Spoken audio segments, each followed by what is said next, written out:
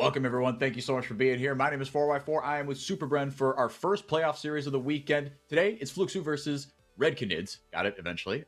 Tomorrow, it's Loud versus Furia. That should be a slapper. This one should be interesting, though, Bren. I think it's fair to say that it is expected to be a more one-sided series, but it'll be the first time we get to see Red in kind of a, I don't know, it feels like it's like the first time we get to see Red in like a more kind of high-stakes environment. Like, they dropped that series to Fluxu, but now it's best of 5 time. Now it's time to see if you've earned your bye against a team in Fluxu that I think makes for a very interesting opponent. Because, yes, I think Red were right to pick Fluxu as opposed to Loud, because Loud are a bit of a chaos engine. But Fluxu are not going to go quietly. This could be a tricky series for Red. Yeah, Flux has been steadily improving over the year, and definitely over the course of the split. We've talked so much about how people like Peach, Bao, and Momochi have seemed to step up so much compared to when they first got here. And so, yeah, it should be an interesting one. Like you said, Red not really having been thrown into the high stakes, at least this split. They kind of just kept winning the whole time. And by the time they had to face off against a team like Furia, their spot as number one was already secured. They could kind of just relax and keep their cards close to their chest.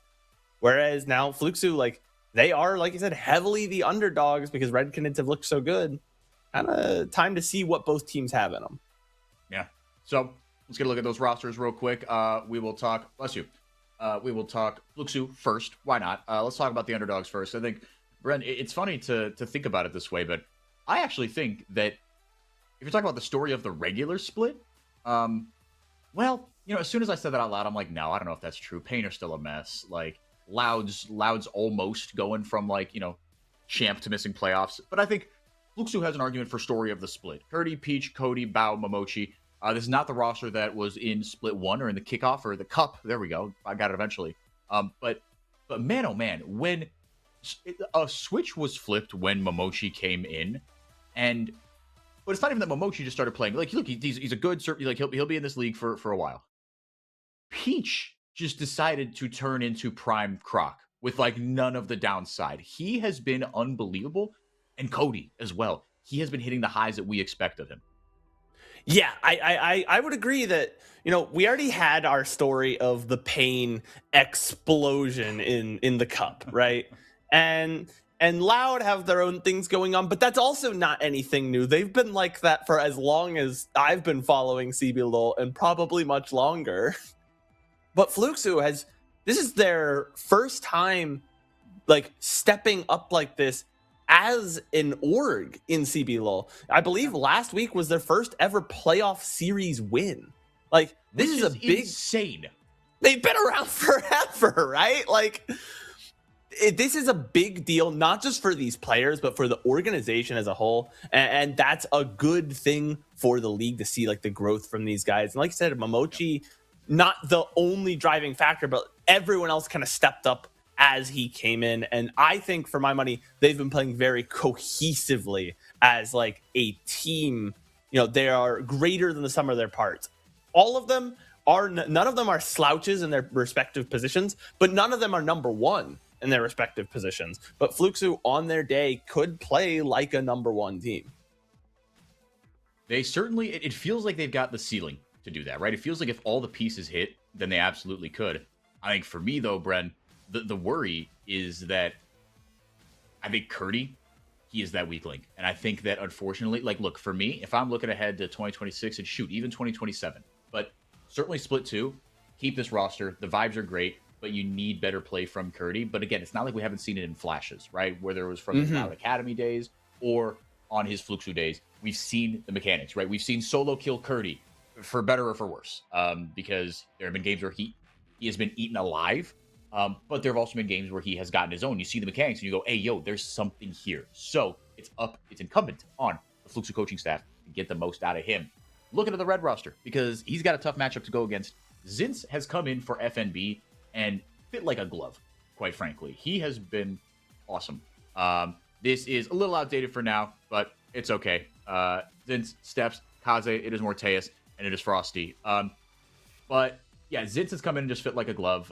Steps has been awesome. For any old CBLOL old heads, this is not 80 carry Steps from way back in the day.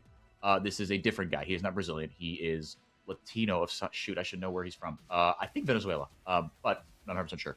That Kaze, sounds right Morteus. to me, because I was looking at the nationalities when they addressed the Brazilian national team for the Esports World Cup, and so I was talking about, like, I feel like our power rankings episode, at least at the top, pretty spot on in terms of how they decided to draft that roster. So call me crazy, but man, that's the thing, right? This red roster is something else. We talked about Fluxu playing at times as like much greater than the sum of their parts. Yeah. Red doesn't have to do that, because the sum of Red's parts is incredibly powerful. So these guys are, like was it, they're the heavy favorites for a reason. They've been playing really well all split. They really only had one quote unquote bad series against Furia, but how much of that was, hey, we have some tech we just don't want to give up yet, we don't want to show. Yeah.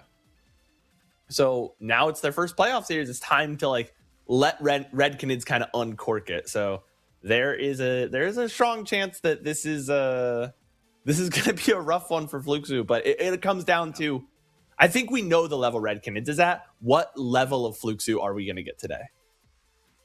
Yeah, and that's what it's going to come down to. And again, I hate to, like, brag on Curdy, but I really think that top lane could be something that gets just abused.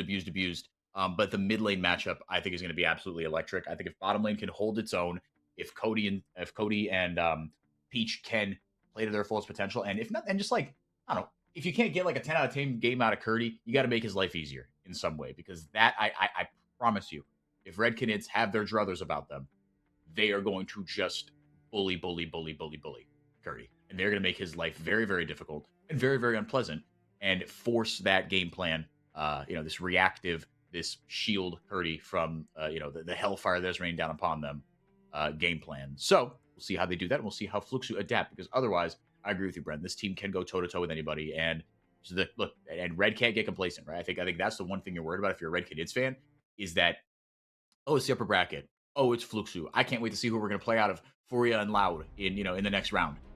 You still got to get past this team. They are a banana peel. You have the team ahead of you. You can't look. Fluxu in the past was a team you could look past. Like they were a flagstone beneath the feet, something to be walked across and find next. They are done with that mentality, with that identity. And so now Red actually, like they have to have it about them. They have to be on their game. It is not a time to slouch, and we're gonna see as the champ select comes out, the bot lane already locked in. Red, Morteus and Frosty are going with Caitlyn and Bard, and with enchanters being very kind of more prominent now in the meta, coming back as the kind of primary support type. I still love when people are gonna pick Bard, because he has some enchanterness about him, but he's a playmaker and he can be everywhere on the map. Talking about bullying Curdy, now even the support can get involved up in that top lane. Yes, no, I think Caitlyn Bard is awesome. Caitlyn 13-4 in CBLOL. This split, which I think I didn't realize it was that good. I knew it was a good pick. I didn't think it was going to be that good. And then a little bit of wombo combo coming in from Fluxu. Ezreal plus the Jarvan Nico on the other side, or alongside it, I should say. Brent, to use a term that I think put in a paradigm that you and I would know, playing Fluxu is like playing. It's like if your favorite college football team has an undefeated season, and you've got Purdue on the road in week 8. Oh no! How many Big Ten seasons have been derailed by Purdue on the road in week 8? I remember the Ohio State 11-1 season where the only team we lost to was just like a winless Purdue, and I was like, guys, one does not simply walk into West Lafayette on a November night. On a Friday night in November, they put that thing on the Friday night broadcast. They're like, surely no one cares about this. Sweet, but no one cares about college football, as our producer is reminding us. So, what game we're playing? So we see the second round of bans come through. Some attention by Fluxu being paid to the mid lane. The Anivia already gone. Some top lane bans, interestingly enough, as the Vayne has become in CBLOL a top lane ban. The Ari now also gone. That's a smart thing to take away from Kaze. If you're playing around this Wombo combo, don't give him Vi Ari, right? That's a strong combo that Vi Ari will never be on the board, and Ari has the ability to escape that Wombo combo. So I like that ban away there. We're going with a Rise for Cody in the mid lane, and for the guy that's been their carry all split, that's been their strongest member in my eyes. It makes sense to put him on the Rise champ when it gets going will really get going. Yes, it can start to absolutely crank, but then the key is, right, how do you get there, right? How do you get to that late game? And it's going to be a lot on Peach. And look, if there's one guy I trust to kind of get you there, to be that engine, to be that bridge, it is going to be Peach. On the top lane, meanwhile, like you said, a lot of top lane bans. So banning out the Vayne and the Jace to pick the Gnar. The Anivia could be a top lane ban, could be a mid lane Could be a top lane ban. And then it looks like Kaze will be hovering the Azir to match that late game scaling damage threat. I like both of these compositions. Okay, instead we're gonna get a game one. Now this Kaze can bust this out. I would have liked to see the Azir personally in game one. Just feels like a bit of a safer pick, but now we've got Zoe, and so now we gotta see, well, one, how the Zoe fits into this composition, but then also what Curdy is gonna respond with, because right now he's got counterpick, right? He's got the agency to give himself a safer matchup into this Gnar. Yeah, it's kind of hard not to get bullied by a Gnar, just because sometimes he's like a little mosquito hitting you at range, causing problems. Sometimes he just shows up on your doorstep and kicks the door frame in. On the side of red, I'm actually really interested by the Zoe pick, because that's like Cody's champ. That's like, he's the guy that can play Zoe, and everyone else has looked very lackluster on it. You saw it was 2-7 in the CBLOL, and I believe half of those wins, at least I know one was a Cody Zoe win. But mechanically, it fits much better with the red composition than the Azir. Red doesn't really have the space buyers to make something like the Azir work. The Vi can go in and set up a target, but can't keep them peeled for very long, and Gnar can only really peel if he has the Mega Form. Where they have now, they have Vi and Zoe to kind of have this almost pick comp in their mid jungle combo, and with the damage from Caitlyn, it's going to be a lot of, does Fluxu miss position? Does Red punish it? And if so, it'll be really, really fast, explosive fights. Yeah, no, looking forward to seeing how this one goes. Like you said, I think your point about creating the space is is a valid one. But I think the more kind of, I don't know, the more interesting story is, like you said, this is a Cody champ. This is not something that we look. Kaze can play just about anything. I'm never surprised when he whips something out, and he's kind of when he when he burst onto the scene last year, that was part of what he made his name on, was like, actually, I'm gonna pick whatever the hell I want, and I'm gonna style on you with it. I'm gonna go up 3-0 against you with it. I'm going to make you rethink what you thought you knew about this matchup. But also very cool that just we get two LATAM mid laners. The LATAM teams have not had a good time of it since joining the CBLOL, since hashtag the incident. But LATAM players absolutely have been, look, they've been thriving on these Brazilian orgs. Like that Argentina team for ENC, kind of nice. Kind of looks pretty strong. Really sick. Like that is a top half CBLOL team minimum. But yeah, or so we're not going to talk about that one because of the implications. The implications. But yeah, no. But Bren, I mean, both these competitions to me, they feel like they want to play. I mean, well, I was going to say they want to play similarly, but then there's the Yorick of it all, and that is a game warping pick. Yeah, Yorick, we didn't comment on it until now because we're so interested in what's going on in the mid lane. But Yorick kind of just effectively changes the way both your comp is going to play the game and thus how the opposing comp is going to respond to it. He just incentivizes whoever is playing him to stay out of the way, just be in the side lane, always providing some form of like strong, heavy map pressure.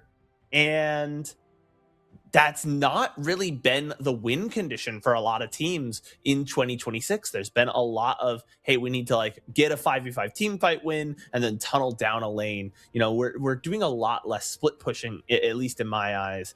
And so interesting to see how, Curdy is going to pilot this, because if he gets bullied too hard in this early game, you can't split push later. You'll be too weak. So he's going to have to keep himself kind of in contention. And you can see already just from the CS numbers, that range advantage coming in big for Zints with the Gnar.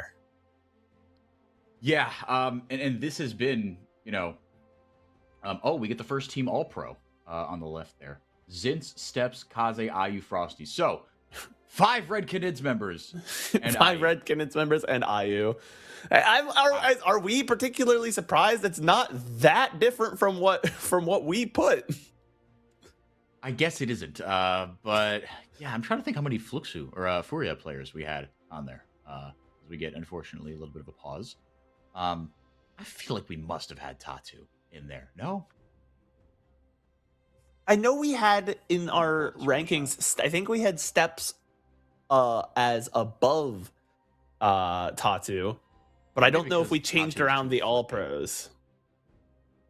Because we did, I know we changed around some of the All Pro teams just on the manner of this would work better as a team. I think we moved Young Jay to a different All Pro team than like where his rank would suggest he was. Yeah. But if anyone, I think we maybe had the Furia bot lane together on our first All Pro team. That might have been the case. I can't really, guys. I can't remember the episode. Both of us were on that episode. This might be an indictment of our memories. 4x4. Look, we've got a lot going on, right? This is it's 2026, man. There's a lot happening. There's a lot happening.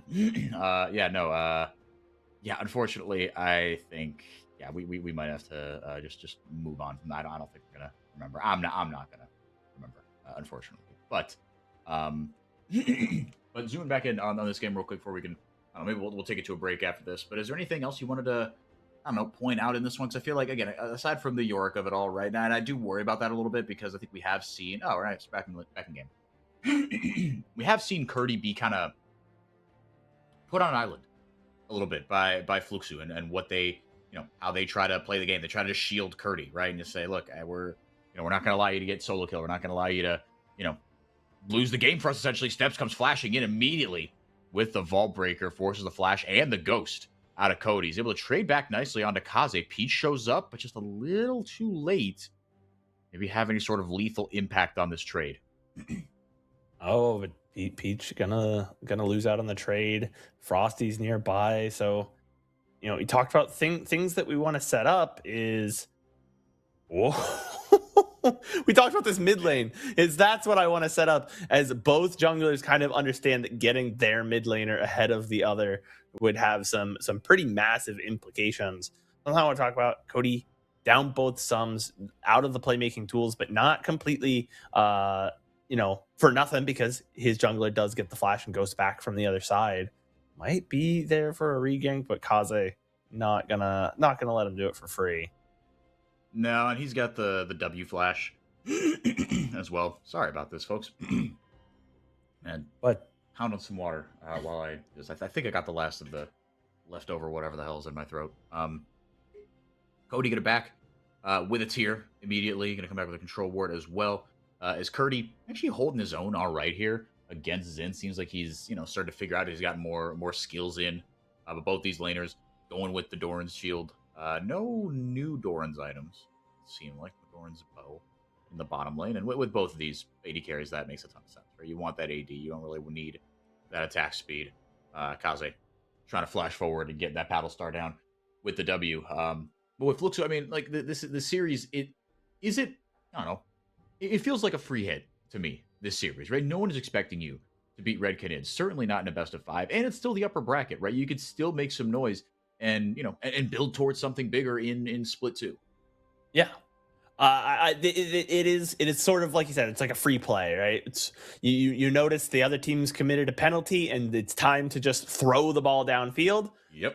Worst case scenario, we're back where we started. The status quo has not changed. The best case scenario, you throw an absolute dime, it's a touchdown, and the game is changed, right? So yeah, I like that analogy of this is Fluxu has only upside here. If Red wins, that's what we expected to happen. But if Fluxu can they don't even have to win, but just holding their own against this Red team that has mostly just washed everyone they've come against. Again, save one series so far this split. I think that would be a great step for these guys and give them, like you said, something to really build for coming not only out of this split, but into the next one. Momochi almost doing Nico things and finding Kaze in a rough spot. Step's going to start up the first dragon here as Red Canids. Don't even have like that much prio or anything. Just starting up this dragon on, I mean, look, when you've got 2 roaming supports, you can do these sorts of things. Peach going to EQ his way into the pit. Might have bitten off more than he could chew here. Where was the backup? Bao going to throw some damage in. He goes to sleep. And First Blood goes over immediately to Steps. Dragon still being leashed, but can Fluxu find something on the back of this? Steps goes down. Double flash over the wall. Magical Journey pop there by Frosty to get over the wall. Kaze doing Zoe things. Very nicely done as Red get another one back. Cody is bullied out of the pit almost. A couple members of Red Canids taken very, very low. Momochi maybe able to get some Tangle Barbs down here onto Frosty. I don't think he knew that there was a Nico there. Able to flash away. Now with a couple more autos and a couple more abilities, Cody might get something back, but Frosty gets the kill there on Momochi, and Morteus joins the fight with another one. So a 4 for 2 after all that. My goodness, Bren. And still, Alfonso survives. Alfonso is still up. He's gonna sit in his drag pit just a little bit longer. But yeah, an insane kind of skirmish there. It all started, I think, because Peach maybe overestimated the positioning of the dragon, or just thought his team would get there a little faster. But Fluxu do try to collapse in, and it looked almost pretty good for them. I want to say that I think it comes down to Kaze picking up that kill in that jungle and not, giving over himself as fast. The ultimate comes out in the mid lane. He's low. Can they get him? Not quite. But Cody got a couple cease and desist. Cody's got no summoners. Well, no, he's got the flashback. Pardon me, but you know who else does? That's Steps. They both blew it at the same time, famously. So Steps on the board here with a 3 out of 5 KP right now. Frosty just going to bully Peach out of his jungle a little bit. Get some vision down. And Red Canids, man, they are they're off to the races. But 2 kills onto Cody, though. And I think that's the question we got to keep tracking is, will that be enough, right? Because like we talked about, when Rise gets going, he becomes a bit of a raid boss. So, I don't know. This is not... I feel like if you're going to be down 5-2 early and, down... well, actually, I was going to say down a dragon, but no. Both your kills being onto Cody is not the worst thing in the world, because your late game win condition gets accelerated a little bit more. Yeah, this is not the worst case scenario. Kaze did pick up a kill, and famously 100% kill participation. 1 of 2 players with that honor for the side of Red. But it's not the worst case scenario, at least as far as it comes to being down 3 members. But it is about to get worse for another gank coming through. Man, Steps is just everywhere all at once. Morteus taken low as Peach shows up.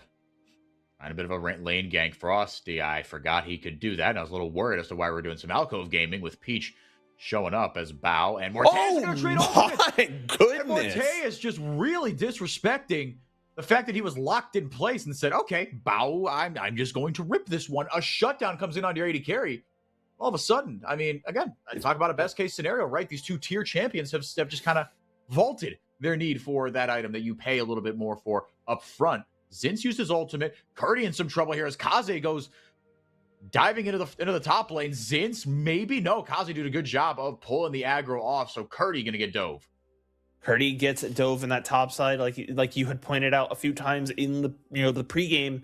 That's one of the spots Red can look to abuse, roaming up your mid laner. I feel like mid lane roams have been much less part of the meta, part of the win conditions for a lot of teams, much less roaming to the top side. But when you can find a guaranteed kill like that, good tower juggling, and that they're able to pick up another one for him.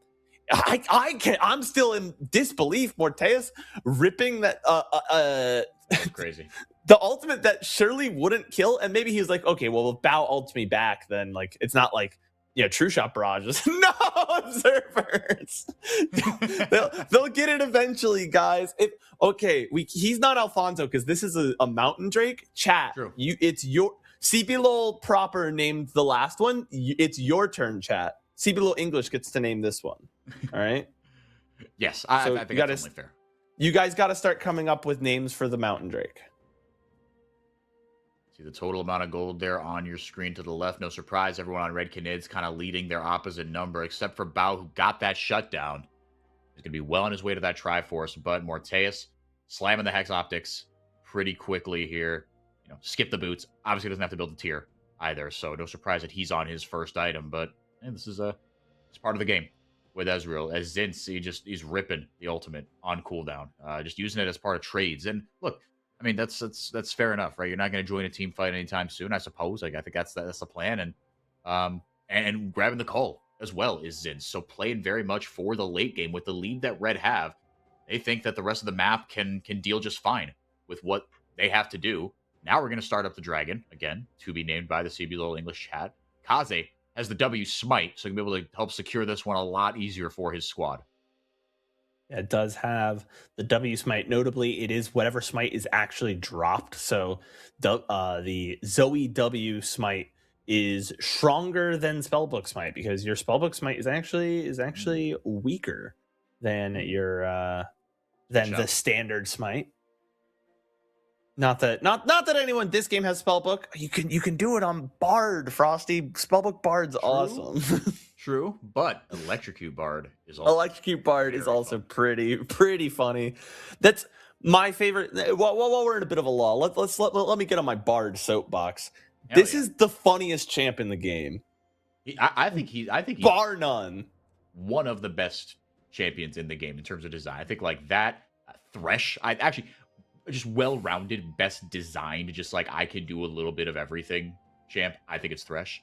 But Thresh, I would say, is one of the best designed champs in the game in terms of like he always feels fair. Like you lose to Thresh, it's because you're bad. Like, but if you win on Thresh, it's because you're good. Like, and it's just high skill cap as well, right? Yeah. But it's not like horrible. Like it's a good little barrier to entry, right? It's clearly something that's challenging, but there's a reason all the nodes have played it for so long. Going for another tower dive here. Curdy simply does not have the health to deal with this, or does he? Does he? The main and hang on a second. Shut down. Here. There's one. He's getting health back too. Massive free injection of gold. Okay, Steps was going to kill him eventually. The best he could have hoped for was a 1-for-1. And boy, did he get it. Got the shutdown as well. That is huge.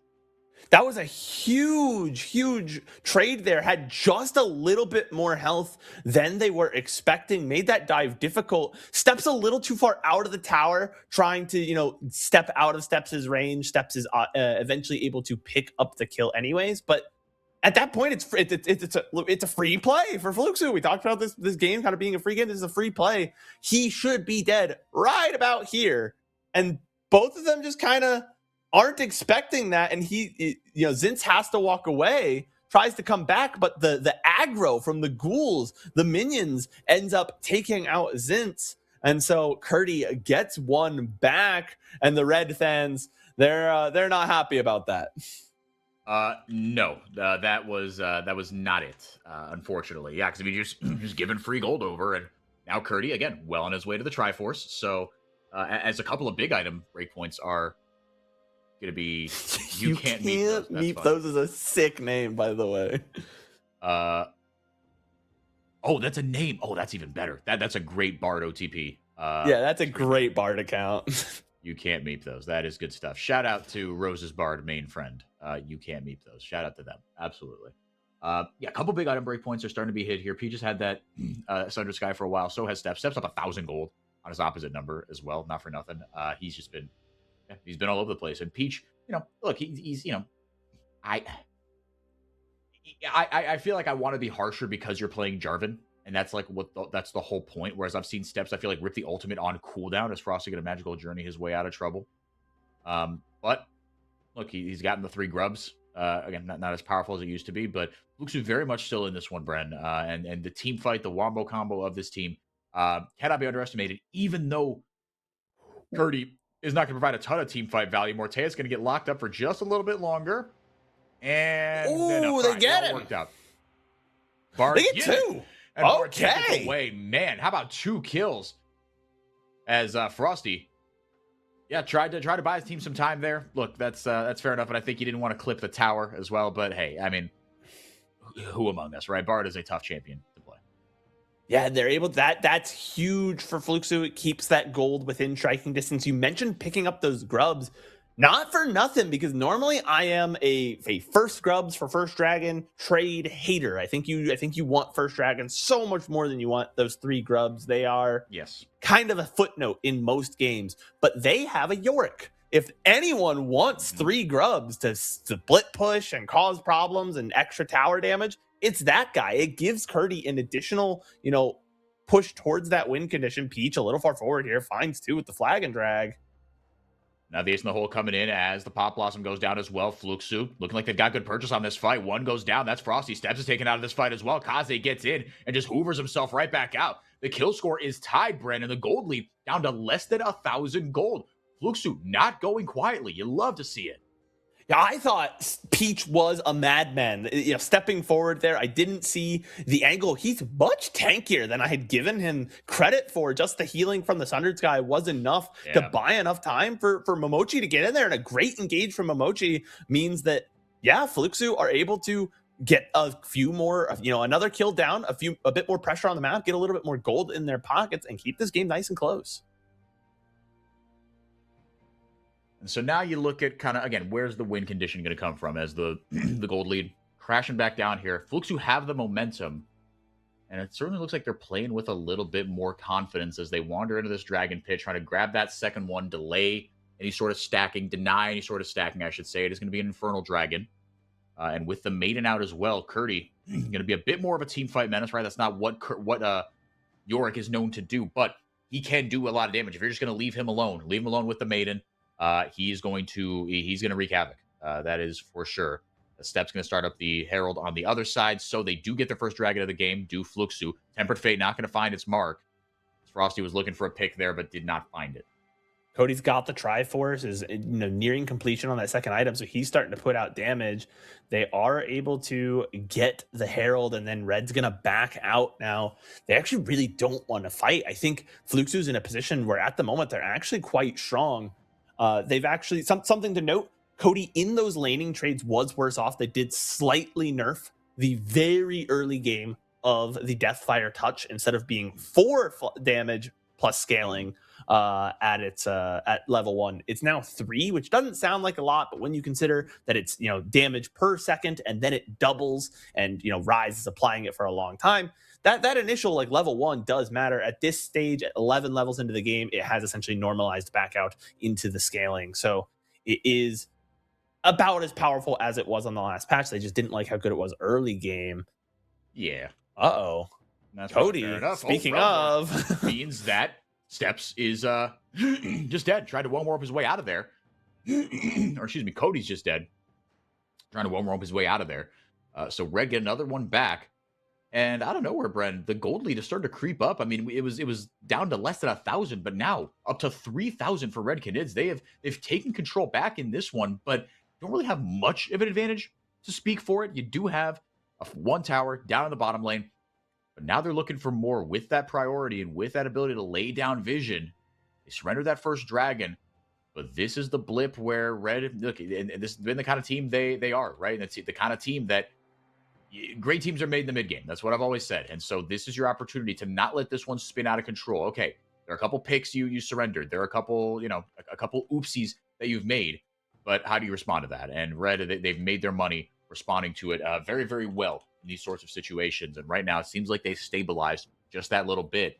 But again, you've got a Rise on the team, and you've got a Yorick, you've got an Ezreal. So it's not like this team, it doesn't have a late game condition, right? And on top of all that, you've got Nico, who can still flash engage. It's still possible that you do this, which I think is very goofy. Rudude has radicalized me. He thinks it's ridiculous that you can't do the flash taunt on Galio. You should not be able to flash Proto Belt appear out of nowhere and pretend to be something else as well while you're doing it. Maybe it's a little ridiculous, but as someone who plays Nico, please don't change it. Please, I'm just a girl. I'm just a lizard girl in a lizard girl world, trying to make an engage play and probably dying for it. All right, is that so bad? I like the response from Red here, by the way, in the mid game when they killed Cody, right? They didn't just say, okay, we take our kill, we're going to pressure like the mid lane tower. They immediately looked for some value on the map. Both neutral objectives are down, so where is the map value we can find? We're taking your jungle. They went in, they take the red buff, they get a lot of vision down, and I think it's an underrated part of like that sort of neutral game when both fighters are flat-footed on Final Destination. Who's got the better wards, right? Who's got good neutral? Who's got good neutral? Red has great neutral, okay? certainly giving themselves the opportunity to have that good neutral. Never mind. The phlegm is back. My wife woke up with stuffy nose. I'm so sorry for it. Something's going sideways. Try to get that cleaned out between games 1 and 2. But I knowing my history with this particular substance, it is not going to go well for me. Herald grabbed a little bit earlier there by Red Canids. They're going to bonk it into the tower. So that's the second one of the game. Little by little, Red starting to break this one open.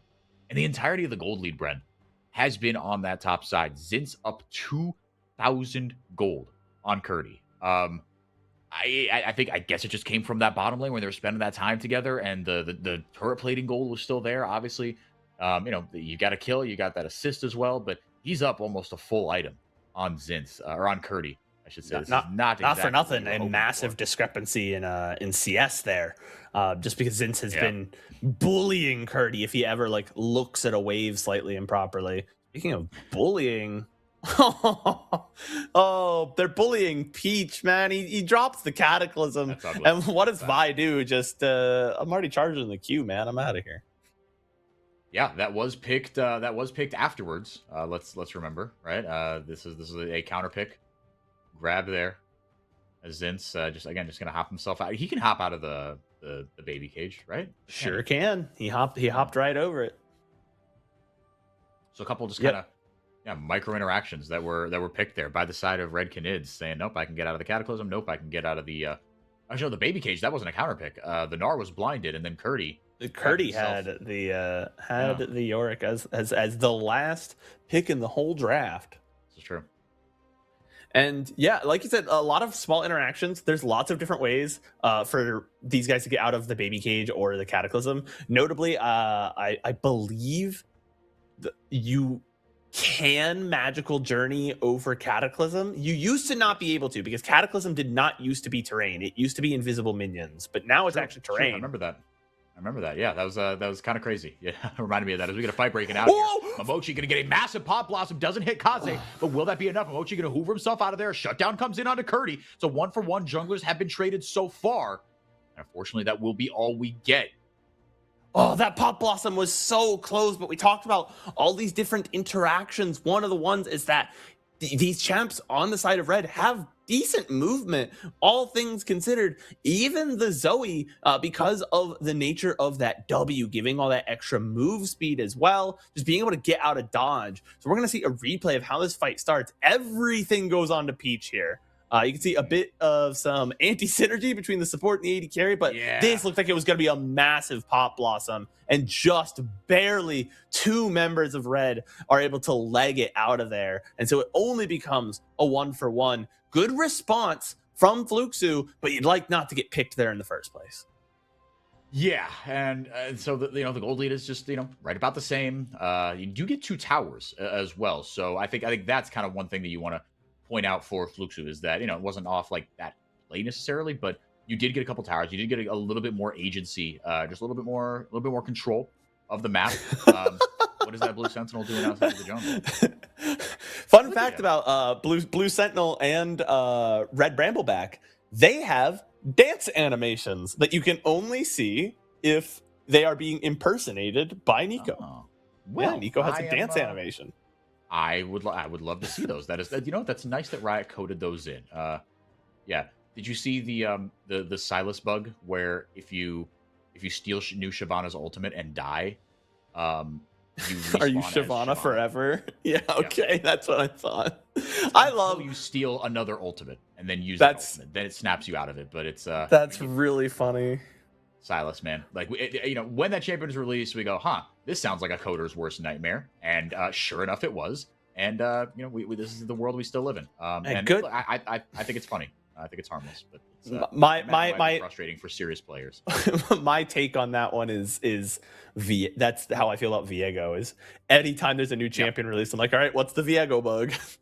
Yep, exactly. Yep, it's all comes down to stealing the ultimates. It shouldn't really be a surprise to anybody. Stealing the forms. They're setting up for a dive here, but that's what I thought too. Maybe, right? Because they see the pressure in the mid lane. They've got great vision control, this red team, by the way. Fluxo doesn't know where everyone is on the map, and that's why they're not like going for this tower, balls to the wall. They're playing a little bit more conservatively. Took them a while. Red not going to give them anything. The observers did a great job highlighting it there in that bottom jungle. They toggle the vision to Fluxo, and it's dark. There's nothing you can see. They toggle vision to red, 4 wards in that jungle. Yep. And so really, really good stuff for, like we said, red just having great neutral understanding of the map as it stands. Fluxo, not for nothing, got that tower though, keeping, again, the gold lead has never swung all the way into Fluxo's favor, but it's still within striking distance. 2.5k, not nothing, but at this stage of the game, it's not a lot. No, not really, as Zinz gonna get greeted by a bit of a roaming death squad. Dragon up in 1 minute. Baron is up as well. Hasn't really been touched or looked at or, flirted with, fleeting glances across the bar. None of that just yet. But after a couple more kills, i.e. Cervezas, I think there will be some interactions there as well. That'll probably be the prize after an inevitable dragon fight for this third one. I mean, this would be sole point, right, if Fluxo get it. So they've got that as well. And with those, in these more extended fights, right, as the game goes on, Rise is going to get bigger, Curdy's going to get bigger, Peach is going to get bigger. It is going to be, hashtag not spawned. But you can, if you want to sponsor. But you can. Mm-hmm. We will absolutely make the Modelo Baron power play. Yeah, sure. What the heck? We are above certain sponsorships, but not most of them. I'll level with you here. But yeah, vision going to be set up here by the squad of Fluxo. Yeah, and now for all the vision that Red had on their side of the map, now on the other side, Fluxo doing an all right job here of making their presence felt, as they can certainly play for a catch, they can play for a pick, but so can the other side, Bren. So can the other side, but Vi right now just solo on that dragon. No one's paying it any attention, so Fluxo going to start up the Baron. They've got it halfway. Frosty already used the ultimate. The Fate's Call cannot slow this down anymore. Vi cannot get here in time. It's just going to be the smite. Now can Fluxo get out is the question. They don't want to 4x4. They want to go forward. Yeah, Kaze found that out the hard way. Had the W Proto belt himself out of trouble. Magical Journey forward. The Maiden is up as well. For all the control that Red had on the map, I'm a little perplexed as to the decision to go for that dragon right then with the Baron up and with nothing on the other side to be able to counteract that. And they get the dragon, and Ocean Soul would be kind of disastrous to give over if you are Redkinids, because they have this kind of burst pick composition. But if anyone ever gets away from that initial trade and they have the Ocean Soul, they're coming right back into the fight, and it will be tough to deal with. So I understand wanting to shut down the dragon stacking, but like you said, they've had such good control on the map. They could have forced a fight over it or forced a fight onto this Baron. But as soon as I feel like it was the Fate's Call from Frosty, or the Tempered Fate rather from Frosty, once it came out, you have to wonder, like, they have no way to slow down this Baron take. Steps is still on the dragon, and though Fluxo don't know that, they're skirmishing. Skirmishing again, by the way, in the mid lane.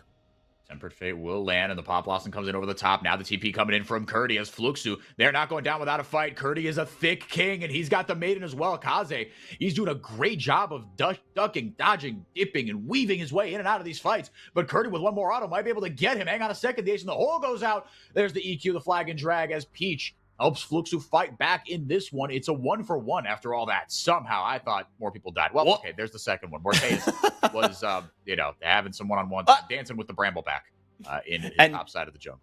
Here's the issue now. Everybody's fairly low. Red has the advantage now. They were able to get a couple of, essentially cleanups. Peach stepping too far into the jungle, trying to hunt down steps, and pays the price for it. Bao gets caught out. And so now the mid lane advantage is very suddenly in Red's favor in what otherwise looked like an even fight.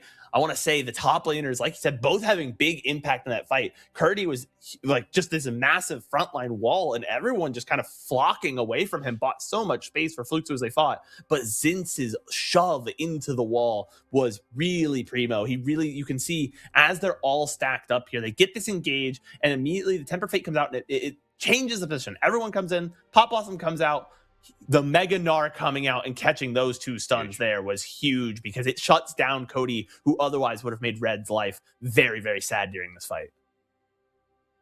They're not going down without a fight, man. I mean, this is awesome to see, right, Curdy? I mean, they're playing the composition pretty well, all things considered. I mean, Curdy, look, I think Curdy hasn't had like the split push impact you'd want him to as a Tempered Fate does land. Kaze going to time his Paddle Star. All right, but it's going to hit a bunch of minions, but they will get a pick onto Curdy. Yes, I mean, again, this comes back to like my, we're putting Curdy on something that just, it doesn't feel like he's super comfortable on, but look, they've got the scrimbucks. They've got the data that says, no, actually, this is something that we believe in the kid for. But he hasn't been that full Yorick game to have that big old impact that you would want.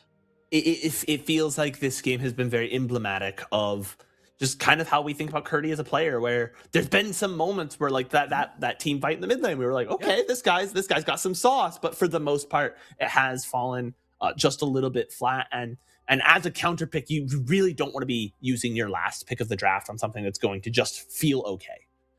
You'd really like it to get high value there as the True Shot Barrage going to pick up at least quite a bit of damage onto 2 separate waves there of minions. So some mid lane pressure kind of artificially created with a minute up for drag. Fluxu, I imagine, going to use that to establish some vision control in the bot lane. You can see everyone getting ready to come over, recalling now, Cody is back on the map, headed towards this dragon as well. Fluxu is in position already.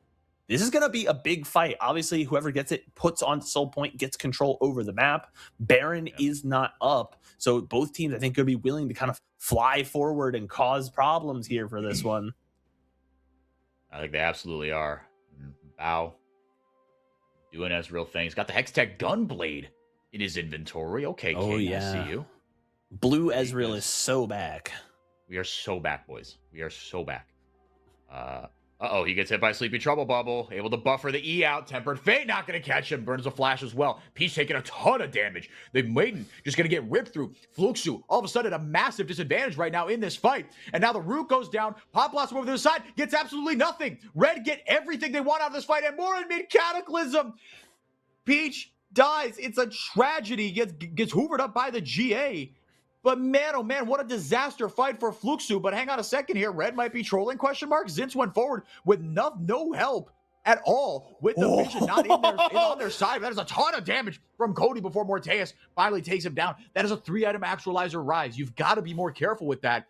Somehow, it is only a 3 for 2, but crucially, Peach is still alive. He goes back in with the flag and drag, doesn't even recall, as Fluxu somehow are going to take this fight, Brent. It was a disaster for them. I think it looked like a disaster because that Pop Blossom didn't land on anyone, but it did one thing, and it separated Red 4 on one side of the Pop Blossom with no members of Fluxu to hit other than only Momochi, and 1 member on the other side that everyone focused down. And when it came down to it, even though Fluxu, lost out early on, Red were in a bad position because Red had to extend into Fluxu's side of the map. So what we're going to see here as they go forward, look at this. They're able to take down Steps very quickly, and Steps is their primary CC. Now everyone on Red is falling low because the range on Cody, or sorry, not Cody, on Curdy and Bao is just a little bit higher. They're able to trade back easier. Frosty can't go in, and that frontline damage, that single target damage from both Cody and Bao is very, very strong. That's how they're able to clean it up. And when Peach gets away, the re-engage is just really, really intelligent. Gotta hand it to Fluxu. They took what should have been a bad. Oh, the steal! Never mind. Shut up, Bren. There's stuff happening on the map. Unbelievable. So they got something back. I mean, that just feels horrible. I mean, you had some vision down, but Steps went in, got what he wanted, and got the heck out of dodge. That feels really brutal. I mean, it just. CBLOL, man. This is the league, bro. Puts Fluxu into a screeching halt. Just a brutal turn of events. As we get the game just flipping back and forth here. Look, Fluxor is still in it, but now they've got to survive this push here. Let's get another look at how this went. Again, there's vision there. They see them. Oh, Steph timed that perfectly. Okay, I'm not even. Jeez, Louis. That's look. You can't be losing a smite fight. I get that, but that was as tough as now. Here we're gonna see the Fluxu coaching staff. They can't believe it. Yeah, I'd be pissed. It was going so well for them for a moment. Now so the Baron, in my eyes though, this Baron is not a game-losing play for Fluxu. It's a game-saving play for Red. I think it keeps them in what was quickly. We talked about what happens when the Ezreal get online later on. They're starting to come online. We saw it in that last team fight. They were serious problems. And I don't know who Red has that can keep that up if they don't find a solid, hey, we start the fight with a big pick, with a big engage, with a big shutdown. If we don't start that way, Red doesn't have that sustained damage, not the way Fluxu does. And so that Baron is really, really powerful. It keeps them in the game in what was kind of starting to snowball away from them, starting to slip. But I still got to give it to Fluxu. We've been saying it all game. They're making good out of bad. Can they find more good here? Because Peach is falling low. Peach is toast, but as Kaza gets that kill, gets the Crypt Bloom healing as well. But finally, Curdy having an outsized impact on the bottom lane. If he can get an inhibitor, this might be worth it. But I say that, you're going to lose an inhibitor out of this as well. Now Curdy going to TP back. Is he going to get interrupted by Zids? He will not. Going to hoover his way back over there. When does the Maiden snap? There we go. And now it is a 4v4 in the base. So you traded one inhibitor for... well, not an inhibitor, as the Sleepy Trouble Bubble does land. Steps looking for the opportunity to go in. Punches the Paddle Star out, or excuse me, the Pop Blossom out. Gets one there. He's able to clip Frosty with it. Frosty able to flash out. Clone goes forward to scare them off just that little bit. Jin's able to TP back to the play as well. But now he's a little bit isolated, Bren. Caught inside the baby cage, able to jump his way out of there. Yeah, it's a good trade for Red. They're able to save their own inhibitor, get an inhibitor of their own. This is the difference in having the Baron versus not having the Baron. Those extra minions doing so much extra damage, or the extra sized minions, I should say, the plus sized minions going so hard there for Red Canids to help them push in that wave. Fluxu didn't give up too much, though. They gave up just Peach in terms of kills and only the one inhibitor in terms of base structures destroyed. So they're not so far out of it. And it's essentially what we've been saying all game. Fluxu have kept themselves in striking distance. And when you are in a game like this, that's not bad because, like we said, they do have scaling. Like you called out the Gunblade for Ezreal. You've seen a lot of Ezreals this season go with the Endless Hunger for the sustain, but the Gunblade is more sustain and AP is better on Ezreal. Now, speaking of, that's who they're going to choose to engage on. This fight is really split 4x4. This is going to be super tense. Can they find him? Steps got to be careful here. He's able to go in. He pops the GA. Tempered Fade going to buy Red a little bit more time. I think Steps is just a sacrificial lamb here. He's just toast. Curdy going to grab himself another kill. Now Cody stepping a little bit too far forward here. Hold on a second. What are we doing? Pops the stopwatch. I've seen some time. 2 with the Pop Blossom. It is... just sacrificial lambs traded back and forth as now Zid's going to get a kill there onto 1, but Curdy takes him down as Morteus trying to get the heck out of dodge. He can't do that sustained damage like you were saying. Bren Peach going to EQ in, and Morteus will go down, but not before he takes Peach down. This is a 5-item Caitlyn. She does a lot of damage, but Fluxu staying alive, and Red just... like I said, good teams are made in the mid game, and in this late game and the mid game, it has not been clean from Red Canids. Like I give Fluxu credit because they're responding very well, but it feels like a couple of just uncharacteristic plays from Red. Fluxu are forcing them into uncomfortable situations, and they're not going to be able to end here, I don't think. But you're able to get an inhibitor out of this and get that other one. Just swing it to the bottom lane, boys. Get those 2 inhibs. Get the second inhib. Oh, I think I only have 2 seconds until the Vi is up, so they're gonna choose to run away. I don't care. They're gonna choose to run away. They don't want to deal with it. Just an interesting play. It comes down to, like, I think Steps thought he would get away much cleaner, but they don't know where Peach and Momochi are. So as soon as they come back over this wall, it is the trade there. And this fight, like you said, it goes kind of weirdly. Everyone just has a target to pick, and it goes back and forth. But the thing is, Cody's, I think, impact here is more than Steps' impact on that trade. they're able to take out Zinz, and I think Momochi falls for it, but Momochi already got his Pop Blossom down. As you know, Aniko, that's all you really need to do. Everyone that fell in this fight really already used the valuable part of their kit by the time they fell, and that's the difference between Fluxu and Red Canids in terms of that particular team fight. It felt like Fluxu kind of knew once the pawn had gotten its positional value, and it was time to sacrifice it to advance the board state. Well said. We love some mixed metaphors here. We did a little FGC. We did a little chess.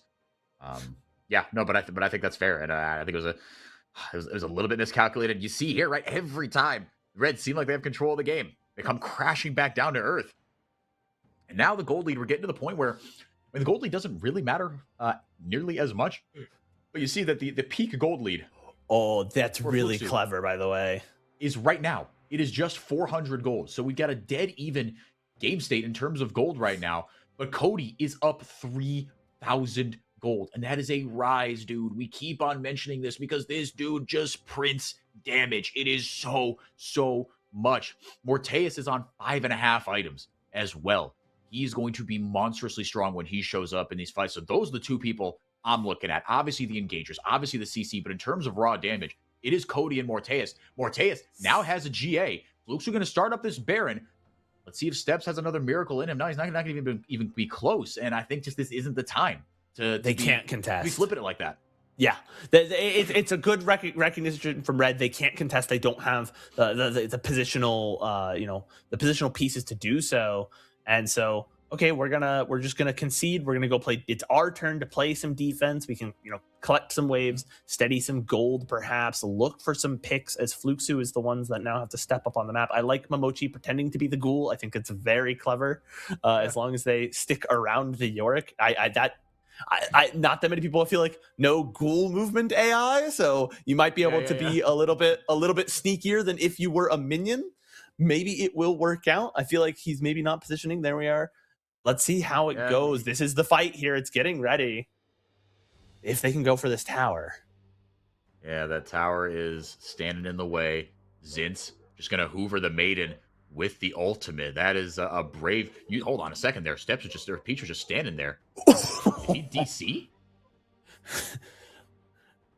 That looks so weird. All right. The Tempered Fate connects. The True Shot Barrage, by the way. Gotta say, they buffed AP Ezreal ratios. That's why you're seeing the different Ezreal builds that we are now, where like double tier is even stronger, where that you're getting effectively blue Ezreal, but he has a Triforce. Yep.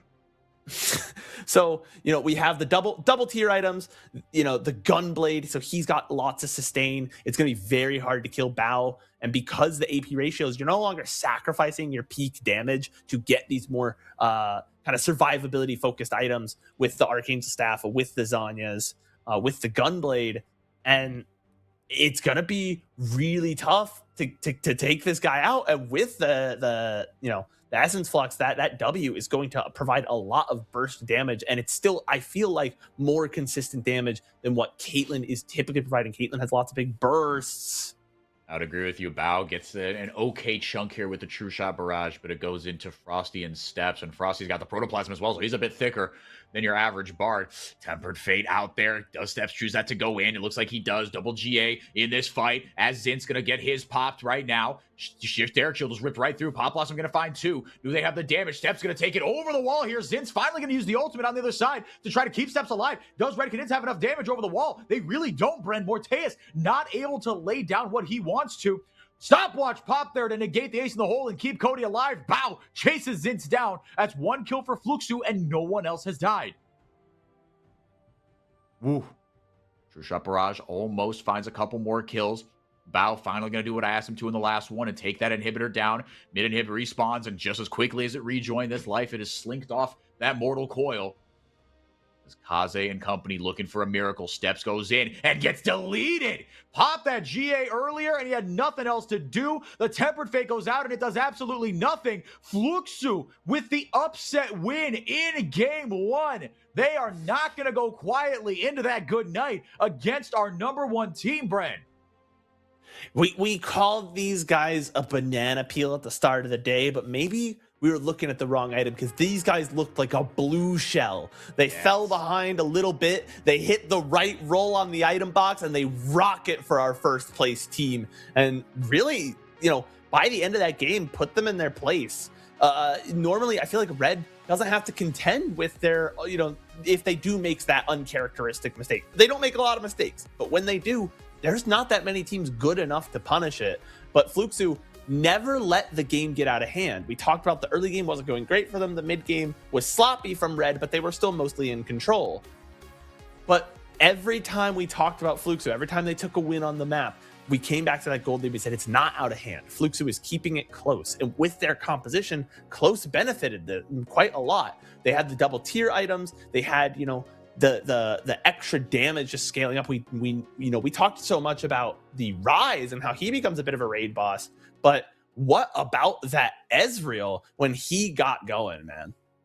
Yeah, Bao was kind of cranking on the Ezreal, man. It was cool to see. And again, none of these team fights were like open and shut clean team fights. Every single one of these team fights were sloppy on both fronts, really. But Steps with a couple of just suboptimal Vi engages. There were some points where they weren't on the same page. I mean, I'm not gonna put it all on Steps, because you don't know who's necessarily making the calls, right? When the tempered fate goes out, is that your go button, right? Who's following up after you on those engages as well and on those fights? So I'm not gonna put it all on the heels of one person for Red Canids, but look, and it's not to take away from Fluxu, because I don't want to do this. This is not me doing that, but Red just with uncharacteristic team fighting, it was weird. It was very, very odd, and like even all the wombo combo that Fluxu had, they were using that completely reactively, right? There were some pop blossoms that, like you said, you got spacing out of those, if nothing else, which isn't necessarily a bad thing. We want to be getting more out of that, but shoot, it ended up being enough. Yeah. Speaking of pop blossoms, I gotta Momoji, Mr. Consistency with those pop blossoms. He had one that hit nobody, and I think every single other pop blossom hit exactly 2 members of Red, which is just, hey, as long as you're not whiffing them every time, you're getting value out of them. It did what it needed to do at the end of the day. Fluxu piloted their comp just good enough. And that's the thing about playing against Red, is they're not an infallible team. No team in this CBLOL is like some infallible juggernaut, but most teams have not been good enough to punish those fallacies, to punish where a team missteps. And that's the hallmark, not just of a good team, but a hungry team. A team that wants it is willing to say, hey, your positioning is illegal and I'm sending you to jail. Like, yep. And good on Fluxu for recognizing those positions. They did not cleanly, but they did what they needed to do. They got it done in game 1. 100%. So Red, they're going to be here for at least 3 more hours if they want to walk away with this win, as they have their backs against the wall here just a little bit. We're going to take it to a quick break. When we come back, we're going to see how Red respond, but Fluxu take the upset in game 1 as they look to run it through the upper bracket again. If you lose this series, you still go to lower bracket, not the end of the world, but find out how the rest of the series starts to go when we come back.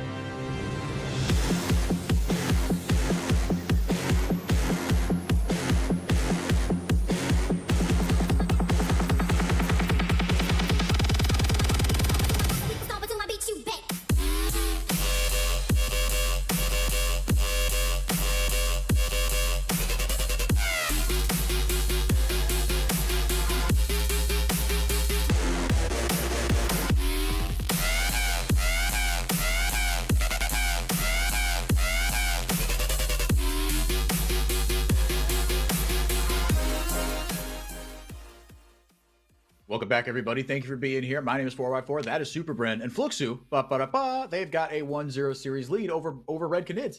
It wasn't pretty, Bren, really from either side, but Fluxu, they never went away, right? And when you've got a Rise and an Ezreal and two people who know how to pilot those champions, not going away can often be enough. And it absolutely was. And their neutral objective control was pretty dang good, right? I slighted Peach a little bit just because he was Steps was just kind of running circles around him in the early game. And as a Jarvan, if you're getting circles run around you in the early game, that's not what you're supposed to do, right?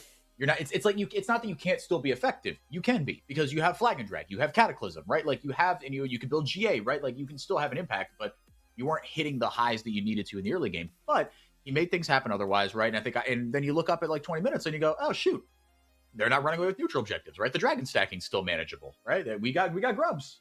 So yeah, no, I mean, I'll give Fluxu credit because, well, one, they won, but two, no, they kept the game close enough. And Red, all of a sudden, they have to play cleaner. They just simply have to play cleaner. That was a sloppy mid and end game for them. It was uncharacteristic.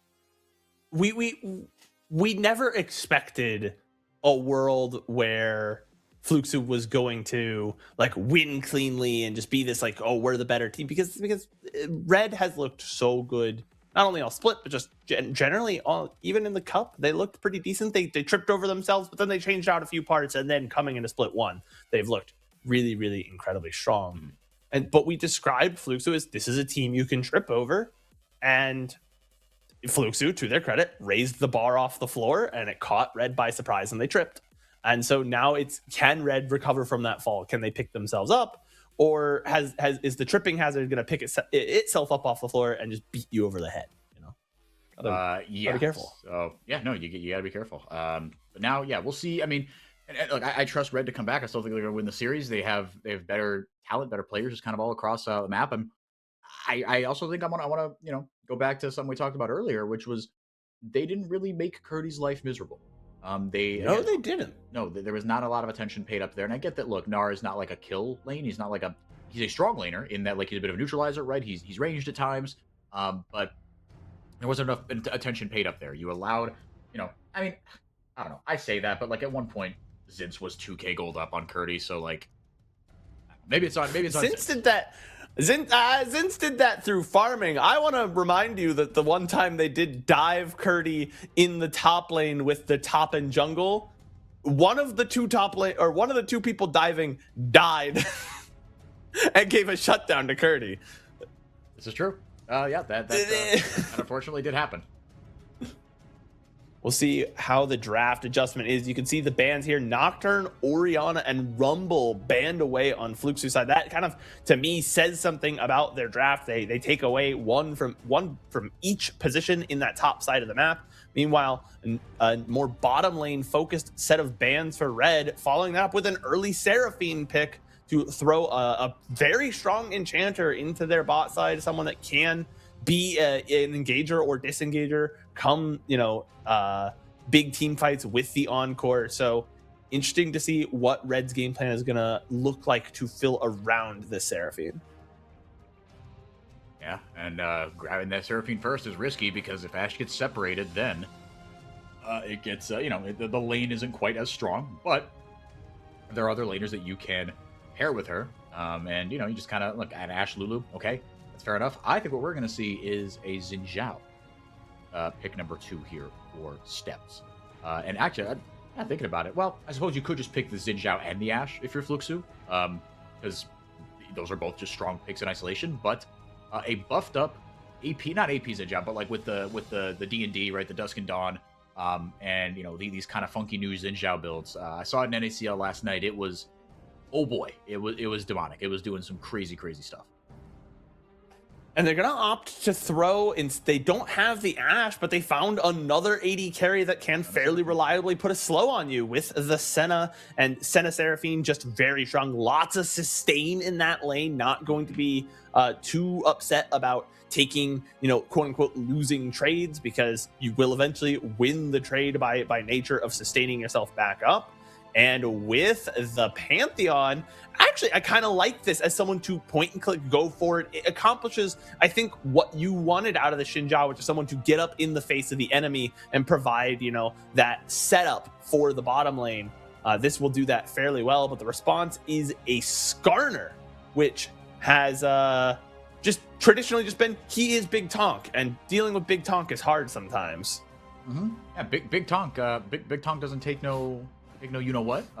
Big Tonk rocks up to the fight, and he makes things difficult for you. But Peach, yeah, he's gonna be on Big Tonk, which is not the role that he has. It's not that he can't, right? Maybe just the whatever post-steroid era Peach we've got here. Maybe he's just gonna have the sauce on every type of champion. But what we've seen him on is things more like the Bruisers, and I think of the Aatrox, right? That's the pick that I associate with second half of 2026 Split 1 Peach in this renaissance that we're experiencing from him.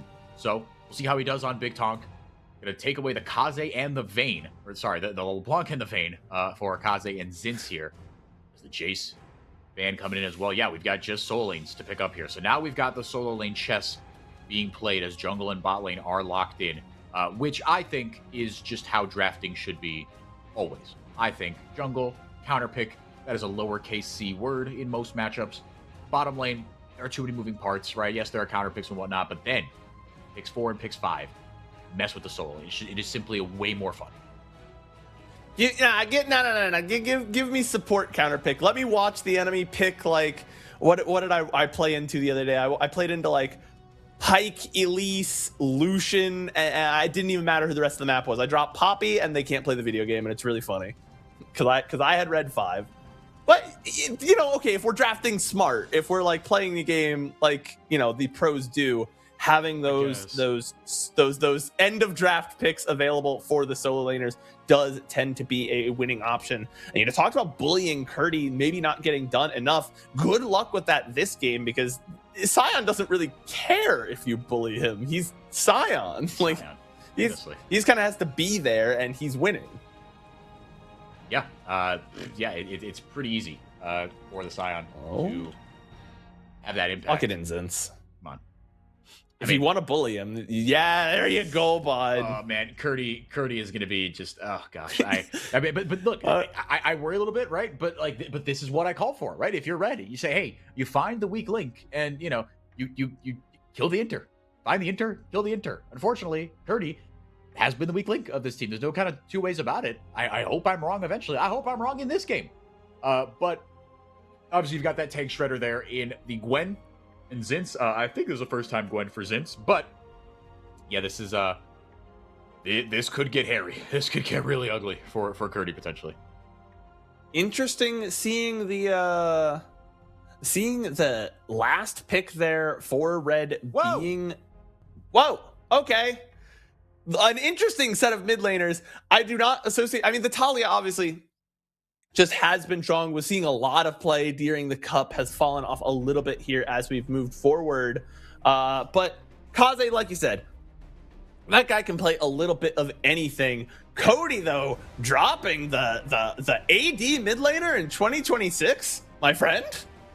Yeah, look, and Tristana is good. I'm not like, you know, this isn't a Tristana hater pick, but I think it's just like, I think there were better picks. I think there are things that are just stronger.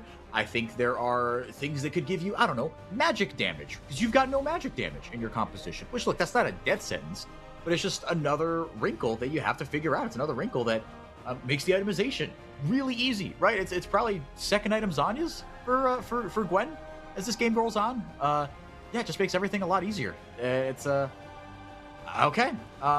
So Red Canids, they are look, they it feels like they've been given a bit of a gift here.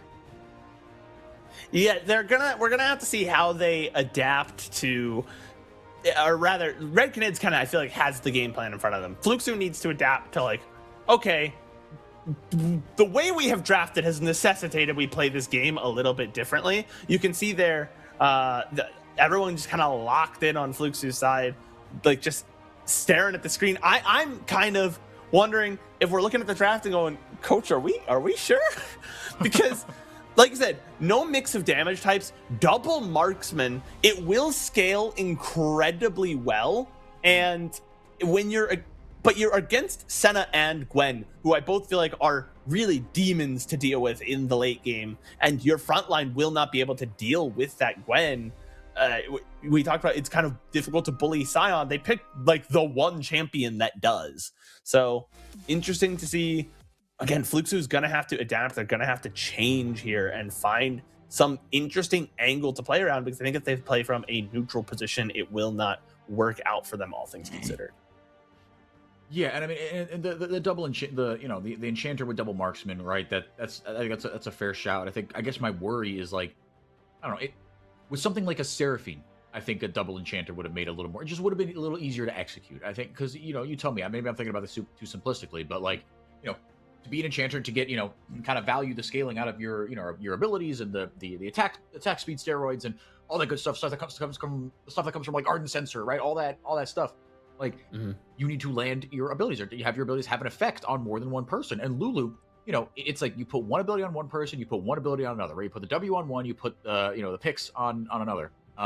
Whereas Frosty, it's just a little bit easier, right? You throw a W, everybody gets some sauce, and you just go, right? It just feels a little easier to execute if you have the Seraphine. As opposed to I think you're 100% correct, and something you have to consider is that you actually need to throw your Whimsy first to proc your summon Aerie, because Whimsy does not provide a shield of its own accord, and it's healing and shielding that increases that attack speed and gives you the on hit from something like Ardent Sensor. And so you actually have to play this very, very specifically. Lulu is the classic protect the president AD carry, right? Or enchanter, you take your Lulu, you stick them on your like Kog'Maw, and then they can't do anything to Kog'Maw and you win the game. I wonder though, because the AD carry in their bot lane is Ashe, who late game becomes a very utility focused pick, if they understand that, hey, we're not playing around both marksmen, Ashe is a utility champion, and we're going to be playing around Cody late game, that might be the adaptation here. Otherwise, you are right. I would have liked to see something maybe like the Milio, whose shield has charges, whose W affects a large area. That would be something that'd be great for double marksman.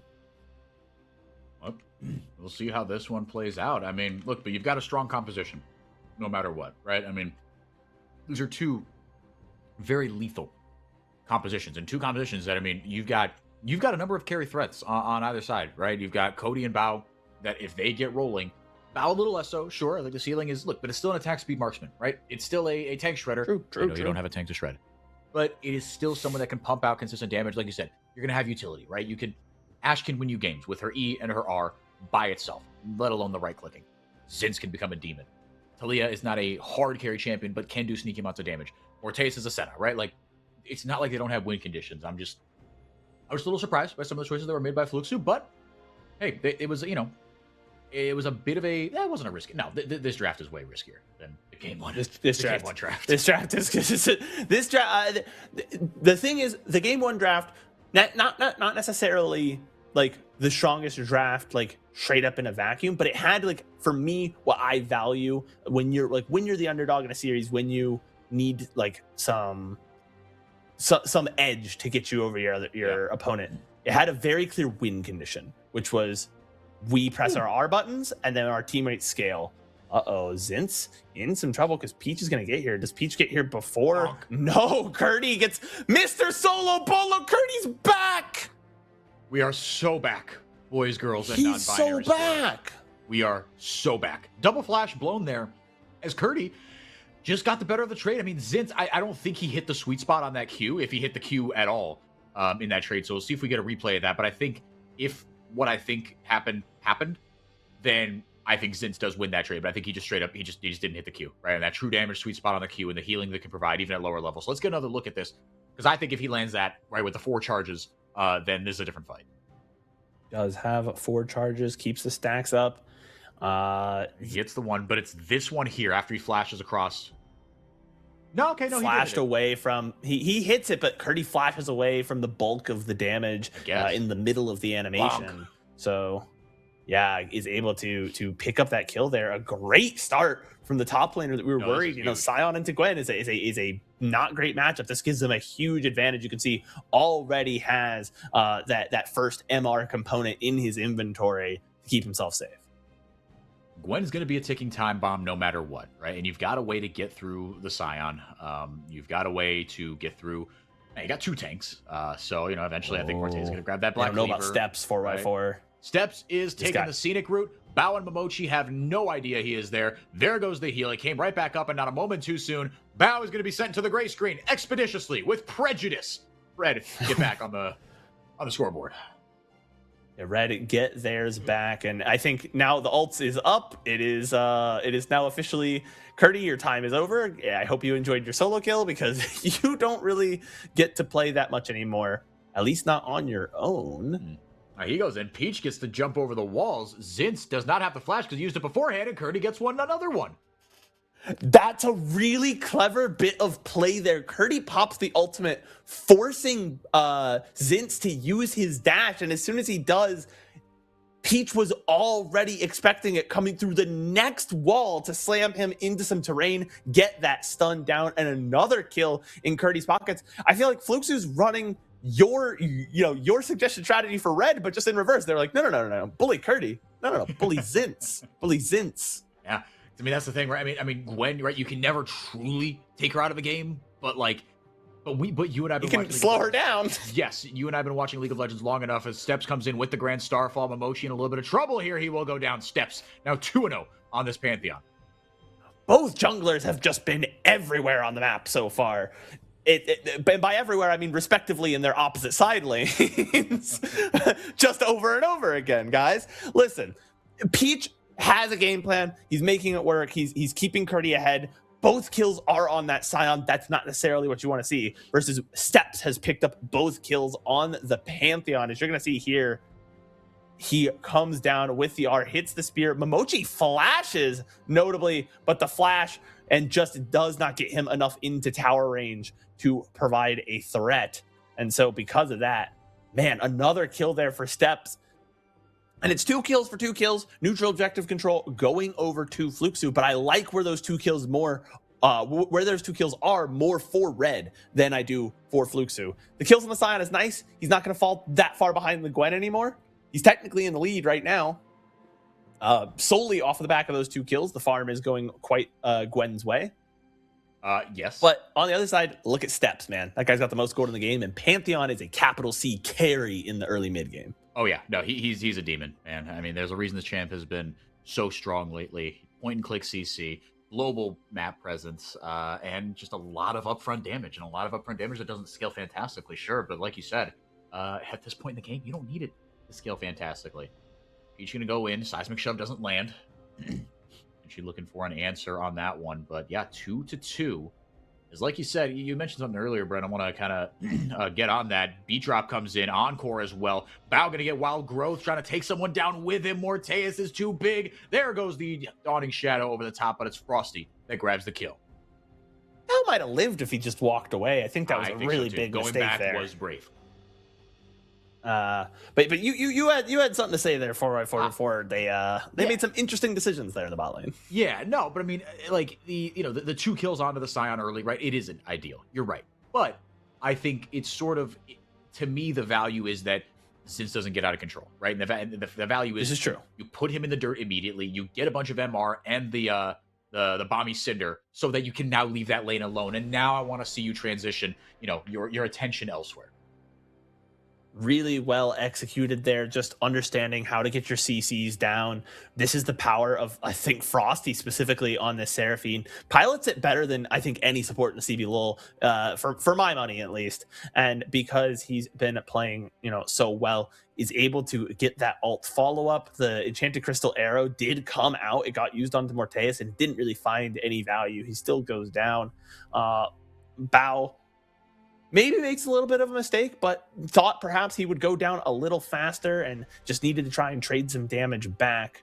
It's crazy. This game, this series, the expectation was we're going to be talking about Cody and Kaze in that mid lane so gosh dang much. They've played each other 20 times before the day even started, but that's not been the focus, at least not this game. The side lanes have been exceptionally exciting, and that mid lane is 101 farm to 99, and Cody has a tower plate by the virtue of being Tristana. Because that's again, that is another thing we didn't really talk about, right? Tristana, she's always, the map pressure she provides is always invaluable, right? If you can win, you can get ahead. Shoot, even if you're behind, right? You can make something happen if you are safe, right? You've got a little bit of self peel. You can play the map intelligently. Cody's going to have a lot of value in this Tristana. I need a sneeze, so hopefully this team fight goes by quick. Double beat drop, going to land on 1, but the Aegis of Soul goes out from Steps to negate a little bit of damage. The sneezing feeling is gone now that I've just talked through it, apparently. Cody going to jump onto 2 here. He's going to get the damage onto Frosty. The cannon is massive. Steps going to be taken down as well. It's a 2-for-1 right now as Fluxu answer back. And you'll take that. The kills go in that fight. 1 goes to Bao, 1 goes to Cody. Both your marksmen getting gold is exceptionally good for Fluxu. You want your 2 marksmen in the late game as soon as possible, because the virtue of a double marksman composition is that it scales so well. The late game team fighting is so easy to position for with those double ranged carries. And so this fight looks good on the surface here for Red. They find, him sleeping on a ward. They get this nice engage Peach, but Peach, what would we say? He is Big Tonk, and it's real difficult to kill Big Tonk. They get a nice separate split fight. Cody is able to essentially just pick up 1 kill completely of his own accord and get out. Meanwhile, the 3v1 is able to take care of a rather fed Steps. And so because of that, Fluxu able to, put some dirt on the board. Essentially, they're able to take 2. That's good for them. They're able to kind of bloody Red a little bit there in that top lane. Gwen is immune, probably the single most annoying line of text in the game. And is going to barely get out. In the bottom lane too, I mean, Zinz was actually holding his own in a couple of those trades, right? The gold lead is going ever so slightly down. Once Zinz gets that first item, all of a sudden I'm worried a little bit for Curdy again. He's got 500 stacks on that sulfur, and it's look, he's gotten his for sure. Man, Morteus just tickles him. That is, look, you did it for the soul. I understand. That's not the point. Is the amount of damage he was going to do was never the point of that interaction. But man, that feels bad. And now Peach kind of far forward, steps, kind of trading back and forth, and this is a dangerous position. Ooh. Ult for flash trade. Take that. Yeah, Steps with that flash, not able to just flash Aegis Assault onto somebody. It no longer has the shield vault, just flash forward in your face combo. The good damage coming from Cody forces the flash out. And I'm going to say it, we had Kaze up on a bit of a pedestal, kind of separate, I think, from everyone else going into playoffs, but Cody not letting him feel so different from the rest of the pack. Oh no, Kaze wasn't looking. Not that there's much he could have done probably with no flash, but still, a kill goes over to Peach. Cody sets it up. Peach knocks it down. Usually it's the other way around, but yeah, Cody, no, to your point, Bren, is Grand Starfall going to come in, try to get something back here. There's Aegis Assault. Good buster shot. Good safe. Whoa! Good safe play from Cody. Not even close, 4x4. Just gets out of there with 25 health, just by the skin of his teeth. Second dragon of the game will go over to Red Canids unless Peach has a miracle in him, and I don't think it's worth expending that effort, running that risk. You got yourself your Protoplasm. Just continue to be Big Tonk. No need to make these crazy plays.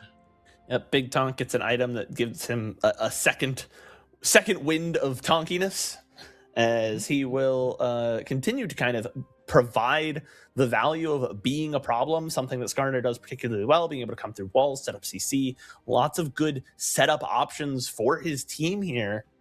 We worried about the split, the damage types doesn't matter too much. If they can't fight back, going to be like I said, it's not impossible for Fluxo to execute. My worry is just as we get further on into this game, even though they do have the double marks and they are going to scale quite well, I feel like the burden of execution is on their composition. But early game, they have played it pretty dang well so far, doing exactly what we saw out of them last game, and they're keeping it pretty close. And this time, they've taken a lead only 14 minutes in. It's not much of a lead, but it's still something. Yeah, and you're seeing that's dead. Oh my goodness, that guy's just dead. Or Cody gets the kill, and Kaze is just dead. Yeah. All right, so that's a solo kill.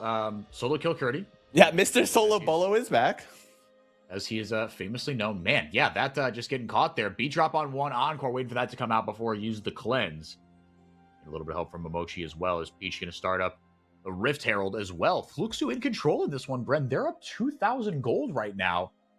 Red don't feel like they have answers. It was like a 500 gold lead 30 seconds ago, by the way. Sorry to jump in there, but my goodness. You gave Zinz the counter pick with the Gwen. You've got, the scaling is going to be all right here, but Zinz got put in the dirt early. Curdy's now up 2,000 gold, and you've got two marksmen to deal with, right? You've got a big meatball tank. You've got a tank that can peel, is playing a little more supportively. You see from his build. Gonna get another look at what went down here from Kaze's POV. Where are we in the game right now? Oh, yeah. So let's see. Yeah. Was he paying attention? He's not looking. Oh, no. Kaze. He had seismic shove. He had counterplay 4x4. Yep.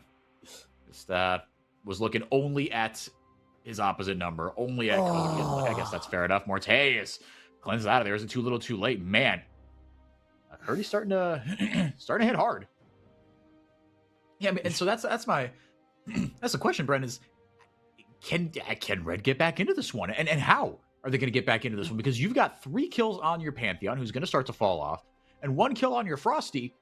You've got a half-baked AD carry right now. Kaze is not a hard carry on this Talia, and Zinz has been put in the dirt early on. All the onus right now is on Red Canids. Fluxo, they can play this game out a lot easier.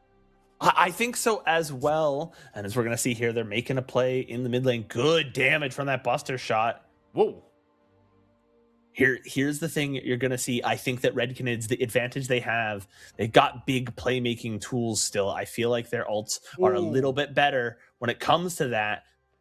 I love the Encore. I love the Weaver's Wall in terms of making big plays across the map.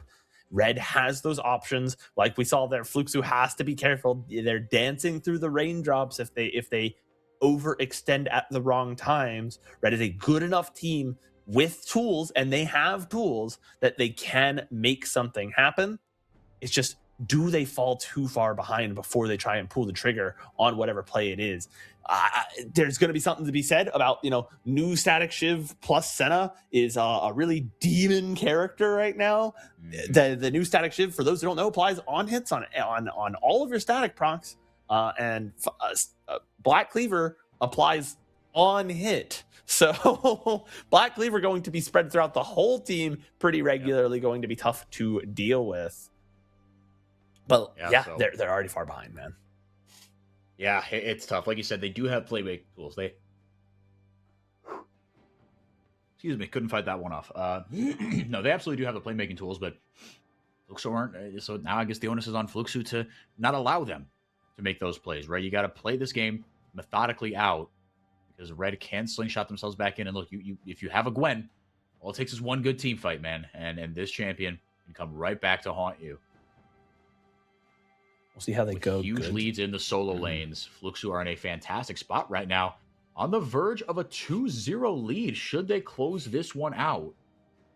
3,000 gold now at 18 minutes, so definitely a respectable lead.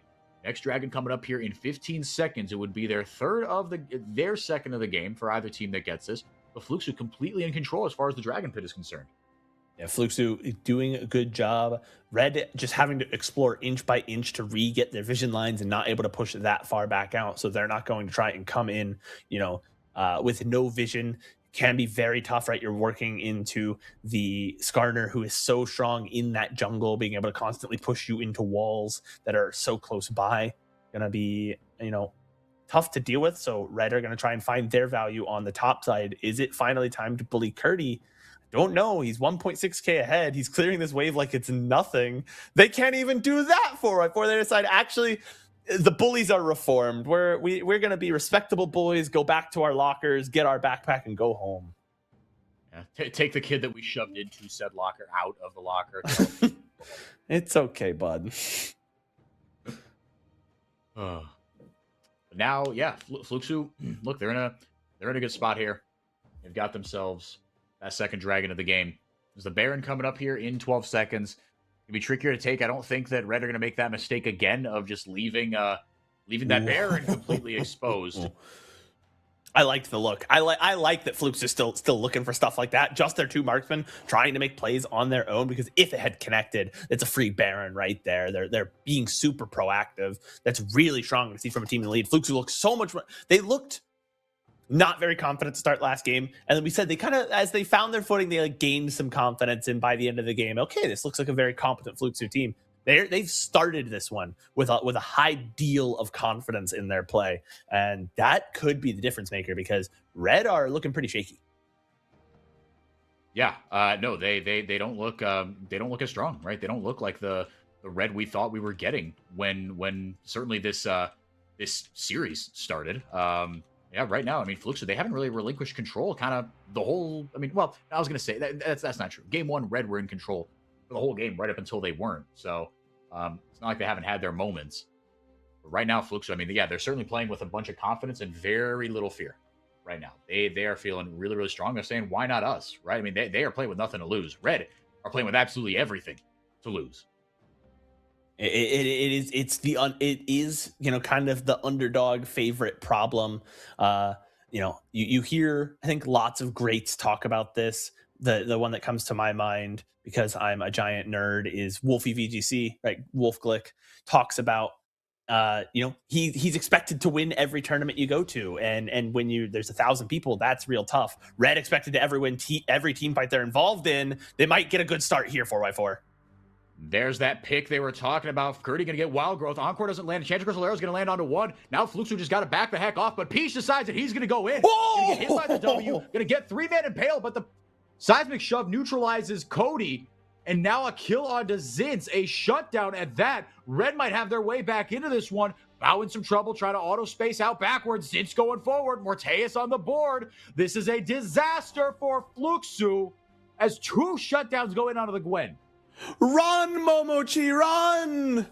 As it's a really tough look there for Fluxo. They got engaged on in the first place, and so it looked good for Red, but Fluxo were able to step it out. But a bit of miscommunication as everyone else is getting ready to come back out. Peach is ready to go right back in and does hit a pretty nasty multi-man Impale, but everyone was too far away. forced to walk into the seismic shove to help, assist Peach in making this play. And that's where it all goes wrong. They're able to take out Cody, get a lot of gold there onto their carries, and pick up a Baron to boot.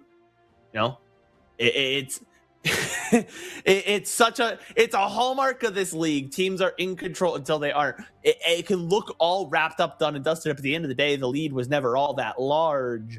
Not when you're playing in this particular league. As you can see here, it looks good for Red to start. They get all of this CC down, just barely is Curdy rather able to leave. And if they back out here, they're good. They won, but unfortunately, Peach makes the decision to go in, and it's not even the seismic shove.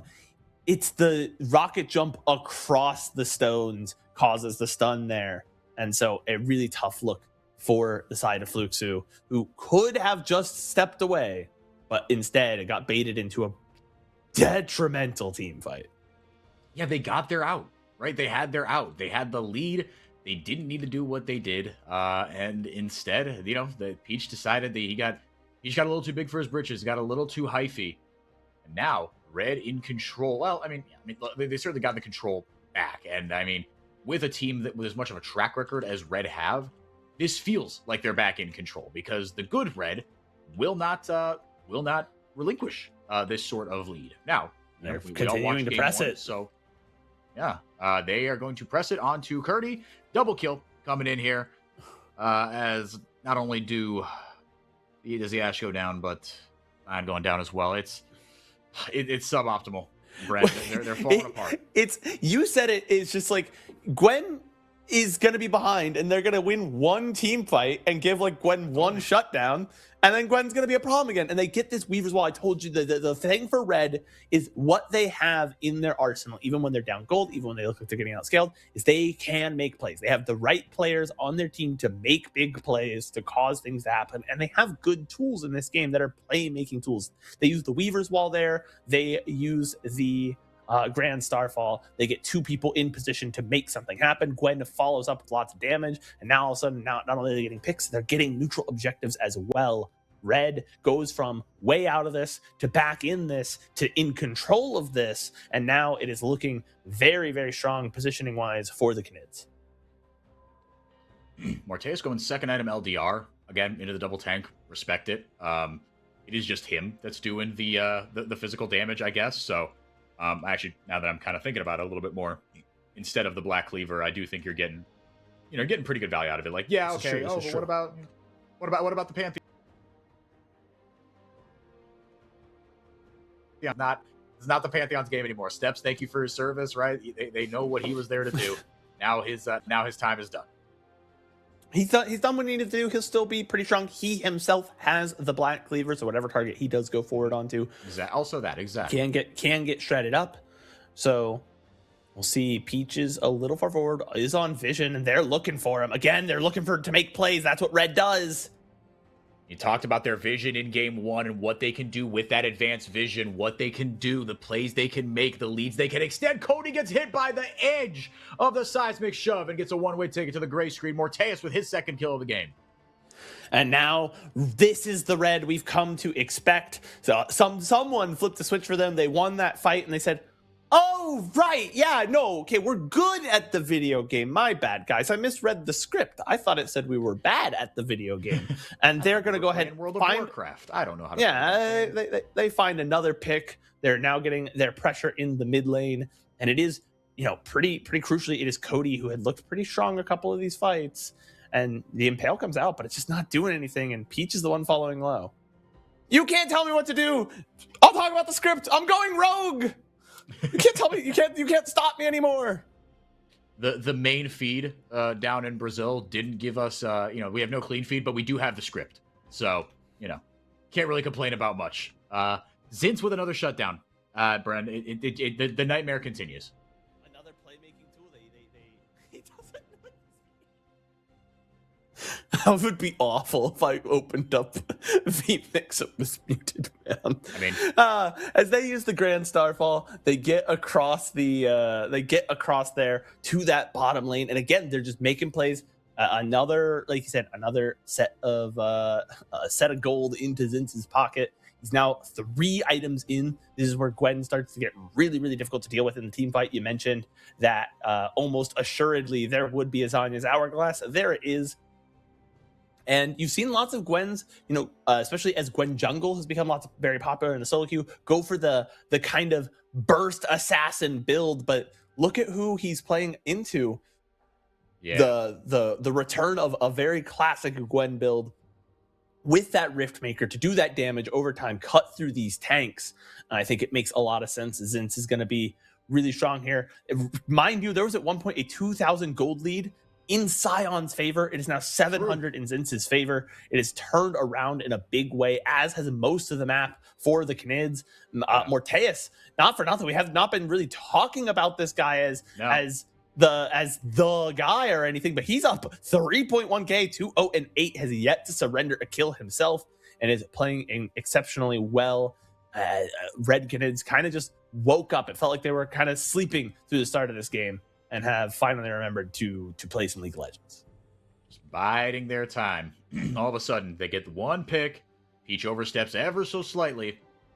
We've got ourselves a completely different ball game. Really good to see, man. I mean, if you're a Red Canids fan, I think, you think, oh, crap, did we, I'd be thinking, did we pick the wrong opponent? Are Fluxu really just, are they just them? But, again, I would still, even if that's the case, I still wouldn't want to be playing Loud right now. I would still defend that pick. But head would be sweating here, and look, they're only up, 5,000 gold. That is actually That's pretty significant. Yeah, I'm not gonna say only. My bad. I got a little over my skis there, but yeah, I mean, look, this could get. This is the red we were promised, right? This is the red that we saw that we're on a warpath, that are pissed about losing out on their international spot last split. Now are certainly playing like a team with a little bit more to say in this one. Yeah, that MSI spot gonna matter so much for these teams. Getting international experience now that CBLOL has 2 world slots, which I will remind you, the esports director for Riot did say it was not due to fan pressure, guys. Wink, it had nothing to do with international performances at the LTA Championships or the America's Cup. None of that mattered. Cough. But now these teams really need this international experience, because now it's not just one guy going to Worlds. We're going to be sending 2 of these representatives. Now you've got 2 slots. When people think you got to make it count. Now you got to show up. Now you got to make it count. Exactly. No playing. None of this. Oh, I hope we don't lose to Turkey. It's 2017. No. You're there with the big boys, right? And so Red now back in the command, back looking like the team, like you said, that wants to be that MSI representative, wants to get that international experience, and it's going to matter for these guys, right? They've got a pretty young roster, all things considered. Steps being a rookie, right? Yeah. And so they're going to need that kind of experience to go with their team. Right now, the game kind of hitting a lull state. Fluxu had been the aggressors all game, but now down 5k gold, they don't have the ability to step up and be aggressive. And Red not really needing to be those first ones in. The way their comp is, they love a reactionary play. Let's see what they're going to do. The Grand Starfall comes out 4x4. Right onto Peach. But the Impale goes out immediately there. The follow-up damage is okay. Zin's coming in now. He's a demon. Remember, then the hero, or the Wild Growth, thank you, Brain, gets onto Peach to bail him out. But do Red have enough agency in this fight? Curdy taken out, or excuse me, everybody else taken out of the fight. Peach, Curdy kind of isolated here. Cody, he can rocket jump over the wall should he need to. He's got his flash as well in tow. He's going to rocket jump over the wall, but he's taken very low. Curdy and company just never had any agency in this fight. Zinz, Gwen, the ticking time bomb. Now they're going to get the Baron off it. Red have blown this one open. Yeah, they are able to pick up another kill into one of these tanks. Normally, you would favor the long exchanges to be going into, the favor of the team with the double marksman. But Gwen, having scaled up, level 19 now, 2 levels up on literally anyone else in the map, is becoming a real problem to deal with, is able to provide that sustained value because they built the more classic Gwen-style build, the Riftmaker plus the Nashor's Tooth going forward to just get consistent damage down, cut through those tanks, provide that long team fight value, and Red just playing very strong front to back, using their pick tools here. I like They see the Impale come out, but they don't get overzealous. They wait for the positioning to favor them, and then they find the right moment, the right targeting. It feels like Red is never putting themselves out of position to make something happen. They're just they're taking exactly what's given to them and making a play off of it, and they're playing exceptionally well because of that. Now seeing in the picture-in-picture with this Baron push. Red are going to try to close it out, but Fluxo got the jump on him. Morteus is down. Shutdown goes into the hands of Curry, more. And they get another one. As Cody's going to get the kill onto Frosty, the Baron push halted in its tracks, coming to a screeching halt in the bottom lane, as the bottom laners are not going to be able to participate in this one. Fluxo, man, what a little punch there. Yeah, Red's going to get something back, but this we've been saying about Fluxo all day. They will not go quietly, even though, you know, they've stumbled, they've given over a lot. Look how dark that map was. Really well played. Understanding from Fluxo, honestly, that, hey, we're not going to win. We just saw we're not going to win a straight up fight, but if we can set ourselves in ambush, if we can find the right play, we can at least get some gold back into our pockets. We still have someone with a gold lead. Kaze has not yet caught up to Cody. Cody's still providing a good value for his team with that full crit Tristana build, able to just pump out damage. Has anti-heal as well. Both marksmen providing the anti-heal item to their team, making it hard for, you know, at least trying to make it more difficult for Red to win these sustained fights. Overall, still Red favored. Fluxo finds something. Can they get more off of the map? I don't know. Like they need to find another play, right? And there's no neutral objectives up, so it's going to be a lot of setup for that play. And Red's the one who has control of the map. It's going to be really difficult.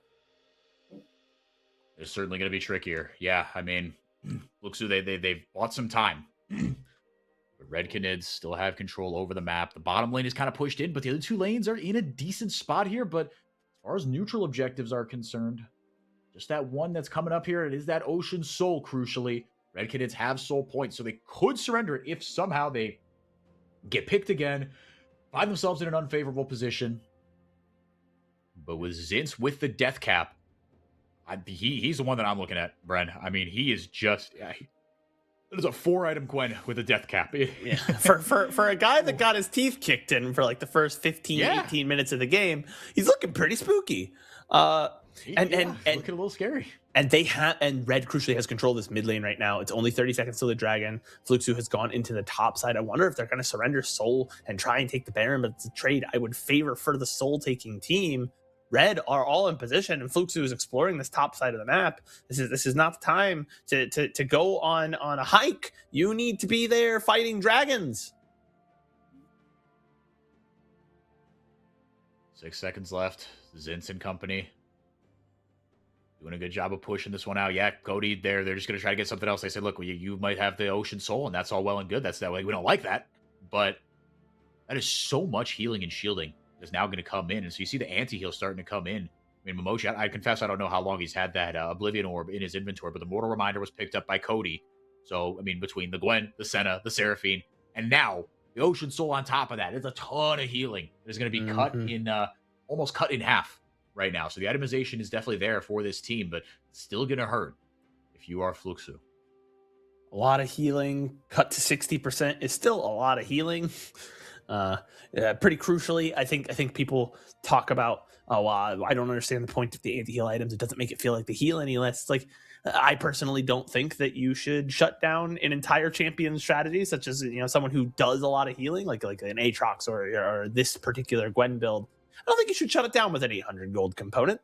I think perhaps you should have to actually play around it. Speaking of playing around it, they're playing around steps once again going forward. Is this fight going to be something? The Gwen ulti has been used and Red are backing up. Can Fluxo re-engage here?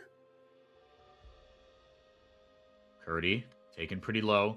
Shield's going to get ripped through here. Zinz tried to go forward and finish off Curdy. Did he bite off more than he could chew? Pops the W, pops the stopwatch. Dawning Shadow over the top. Encore not going to find anybody. Peach now trying to go in, and Zinz going to get another one. And guess what? He heals right back up to full because Gwen is doing Gwen things. Now Curdy taken out of the fight. Grand Starfall in, not as the engage, but as the finisher, as Red Canids look to rip Fluxo apart and tie this series up, reminding them who the top team in Brazil is.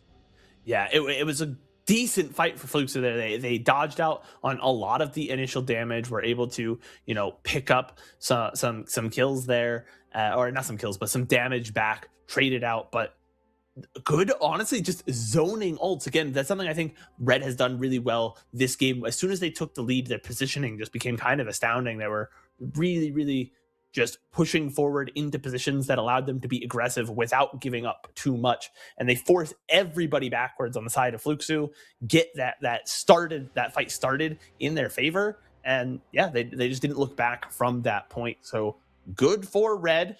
Would have liked to, if you're a Canids fan, would have liked to maybe see it be a bit cleaner in the early game. But they won. Yeah. They won. That's what matters. Hey, like you said, they won. Doesn't matter. Yeah, I think every Red Canids fan just takes a big exhale. Okay, we're still nice. Still got the sauce. We came back, too, right? It's not like you did it, like you said. It was two schools of thought. You could look at it as, well, okay, you'd like the early game to be cleaner. Absolutely, you would. But then on the other side of things, you had an adverse early game, and you still were able to capitalize. You had a really torrid start, right? Like you said, not a good early game, but not only that, I mean, you had just nothing going, right? Steps was doing his thing, but nobody else was getting going. And crucially, your late game win condition kind of got put in the dirt early on. But like we said, just a couple shutdowns, just wait, right? If you can put the Gwen in some positions to get those killing blows, all of a sudden you have you have two champions in one, as far as I'm concerned, is what the late game terror of that champion can be into those two tanks. And Morteus, really quietly, like you said, Bren, good game from him on the Senna. Yeah, lot to like here if you are Red Canids. Any final thoughts on either team in this one before we send it to a break for game 3? I want to see some draft adjustments from Fluxo, because I don't think they necessarily put themselves in the best position to win. But then it looked like maybe they would. So is it the draft? Is it the gameplay? We'll have to find out. I'm ready for game 3. Okay, no dos dos. We'll be right back. Game 3 on the other side of this break.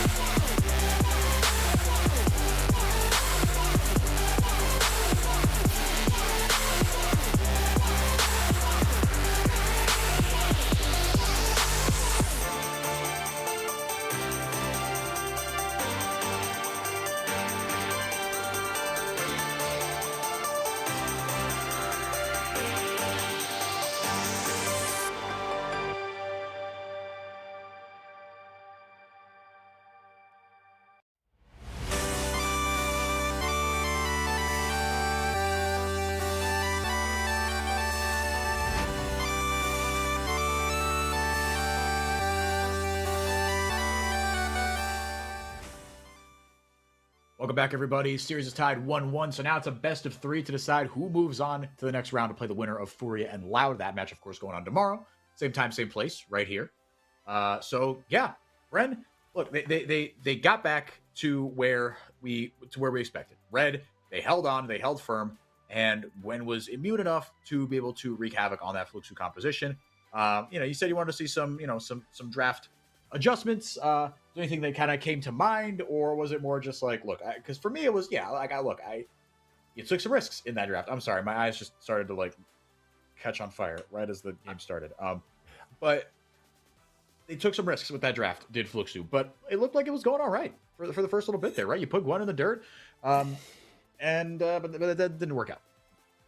They did put themselves in a good position, but I think part of what happened with their draft is they kind of were in this position where like any mistake was going to be a costly mistake, and we saw that. They were leading, they lost, though they pretty critically lost, but they lost one team fight, and the game was never assailable ever again. It was not close after that one team fight loss.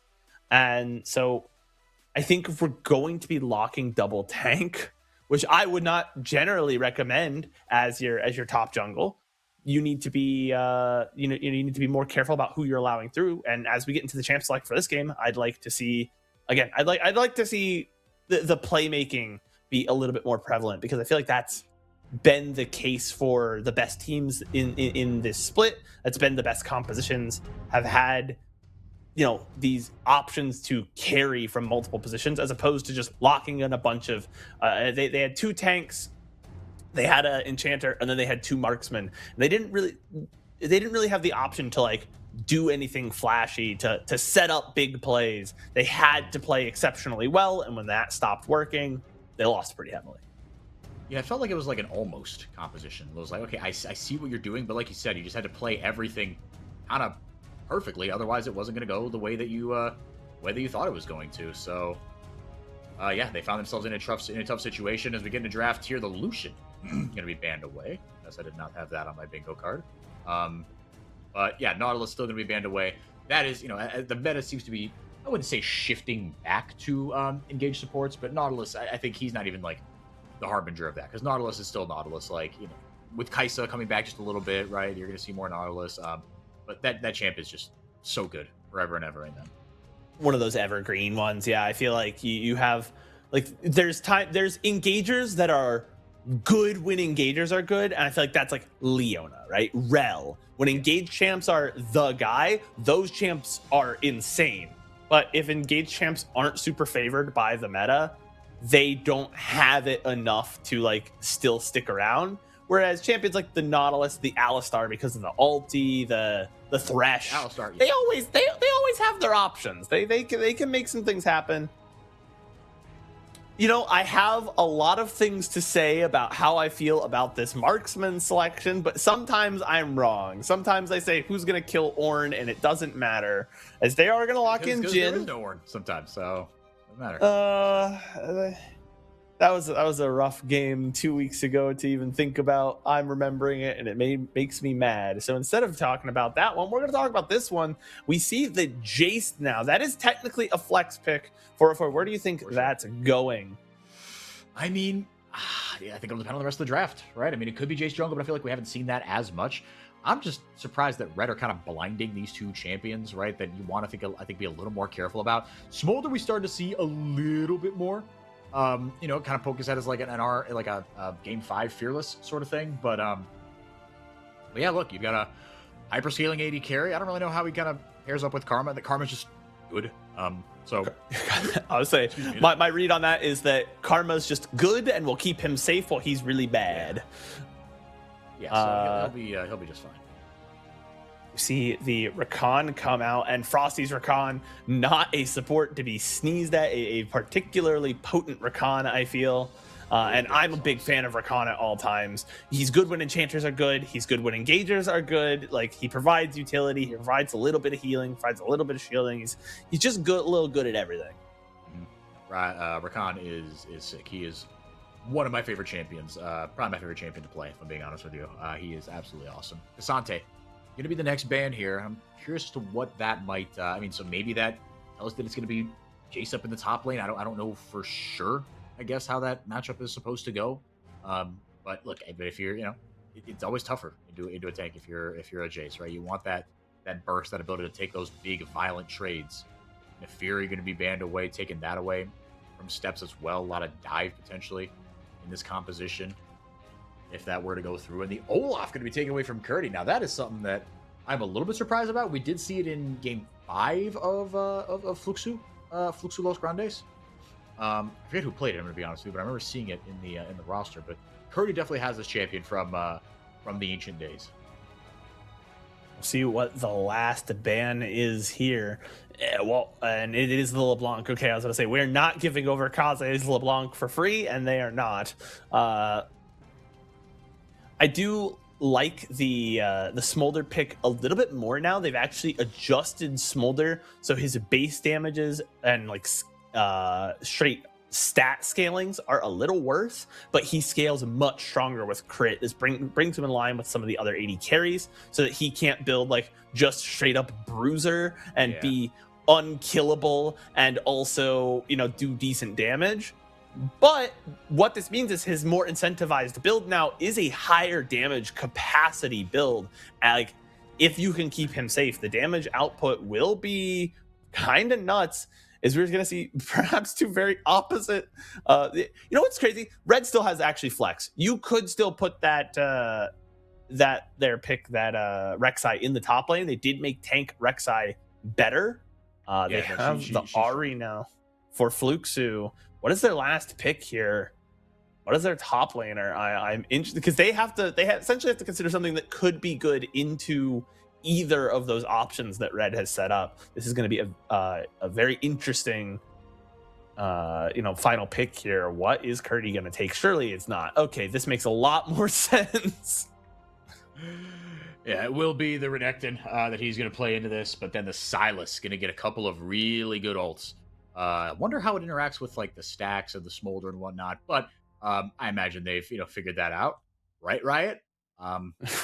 So hopefully it'll. I think it'll all be fine. But look, you've got the Ahri ultimate to dash around, and you've got just a steroid. You've got the ability to clean, people out with the Crescent Guard. Obviously Mantra doesn't really do anything for you, I don't think, unless there's some sort of interaction I don't know about. But all of a sudden, this Red Canids composition, you've got yourself, it's kind of nice, and I'm not really worried about the Jhin because again, you've drafted no real tank, so I think it's fine. Yeah, I think the Red Canids comp, normally your issue with Jhin is you see, okay, they're like, I pick Jhin, the enemy top laner picks Sion, and then I'm very sad. But there's no Sion. I pick Jhin, the enemy jungler picks, a hyper tank. Ooh, the enemy jungler just picked the hyper tank. It didn't look great for them. So Jhin has lots of squishy targets that he's going to be able to fire into. So I'm not as concerned about that as I usually am. Like I said, good ults for Kaze to take. And Kaze, I don't know. Obviously, LeBlanc is like the chance that I think people have been scared of him on. But in my mind, when I think of Kaze just absolutely styling on some clowns, it's on Sylas, man. I feel like that champ is really dangerous and looks so good in his hands. No, he's got the sauce on this champ. Absolutely. I'm excited to see some Kaze Sylas. I feel like it's been a little bit. I agree with you, Bren. That's something that I associate heavily in my head with Mr. Kaze. And these just kind of, these melee, high movement, high mechanic, high execution sort of champions that can really take over a game. And you got other carry threats as well, right? So if the Sylas doesn't get going, it's not the end of the world. And tell me your thoughts about the other side of the Rift, this composition for Fluxu as they look to halt the momentum that has been built up and get back to their game 1 form. On the other side of the Rift, it's a little bit more reflexive. It feels like they have given themselves some options, but they're going to need to make some things happen early so that they're strong enough in the mid game that Smolder does not capitulate, because Smolder really starts to scale up once you have 2, even 3 items and he's hitting. It's no longer just hit 225 and you win. Smolder needs to get to at like 250, 300 even to start like really pumping out the damage. And so The Renekton and the Xinjiao need to be those mid-game bridges to keep Fluxu's comp going. We know that Peach has it on this champ. We know that he can do it. Curdy obviously has been kind of our concern all series. Has looked good in the early game. Honestly, on both the picks so far, he did like the Yorick was in a tough matchup. I don't think he played it like brilliantly or anything, but he certainly didn't surrender the game. And I think he played fairly dang well last game until the whole thing kind of capsized. So that's what I'm looking for, is for Fluxu's top side of their map to be like a stable presence, and the bot side to not just get flattened. Yeah, no, you're gonna need that bridge. I think that was the key for me, right? Is you need a mid game bridge to get yourself to that smolder, because that can be an absolute win condition. Cody playing Ahri like a man, playing it with the ignite. Love to see that. That makes me very happy. So I'm hoping that we see some fireworks in this one early on.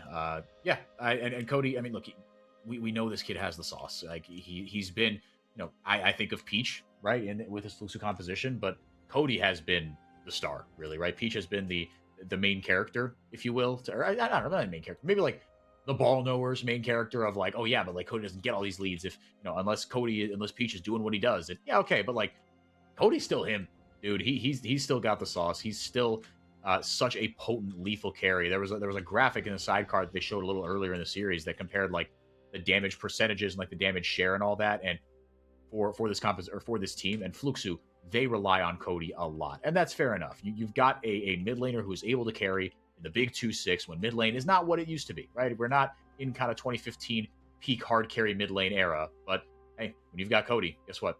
It doesn't have to be, right? He can do a lot with a little bit less. Yeah, Cody has been the driving engine for Fluxu, and less so Kaze for Red, but that's because Kaze, I feel like Red is just on this position where he doesn't have to be. Kaze did not have his best game last game, and he was not playing a hard carry champion, but he provided enough value that his team got themselves into a position that, yeah, he was never a detriment for the most part, and he was able to set up a couple of plays. That's all he needs, do a bit of playmaking. But with the Sylas, I think he's going to have the opportunity here to show off here. So we actually have both of them, playmaking and damage champs, that are going to be real interesting, at least to spectate, as we get our first engage in the bot lane, and immediately Karma is gone, dude. Frosty Rakan, ever since he came into the league, this has been a champion that he is extremely comfortable on in the early game and in the late game especially. Look for what this dude can do on this champion, but right now, giving his team the early lead with a dive there, leading the Karma, like you said, Bren, up 1-0 are the Canids. Yeah, good trades here, back and forth. Curdy taking some damage there from Zinz, who's more than happy to trade back. Is healing up, has the Grasp of the Undying as well.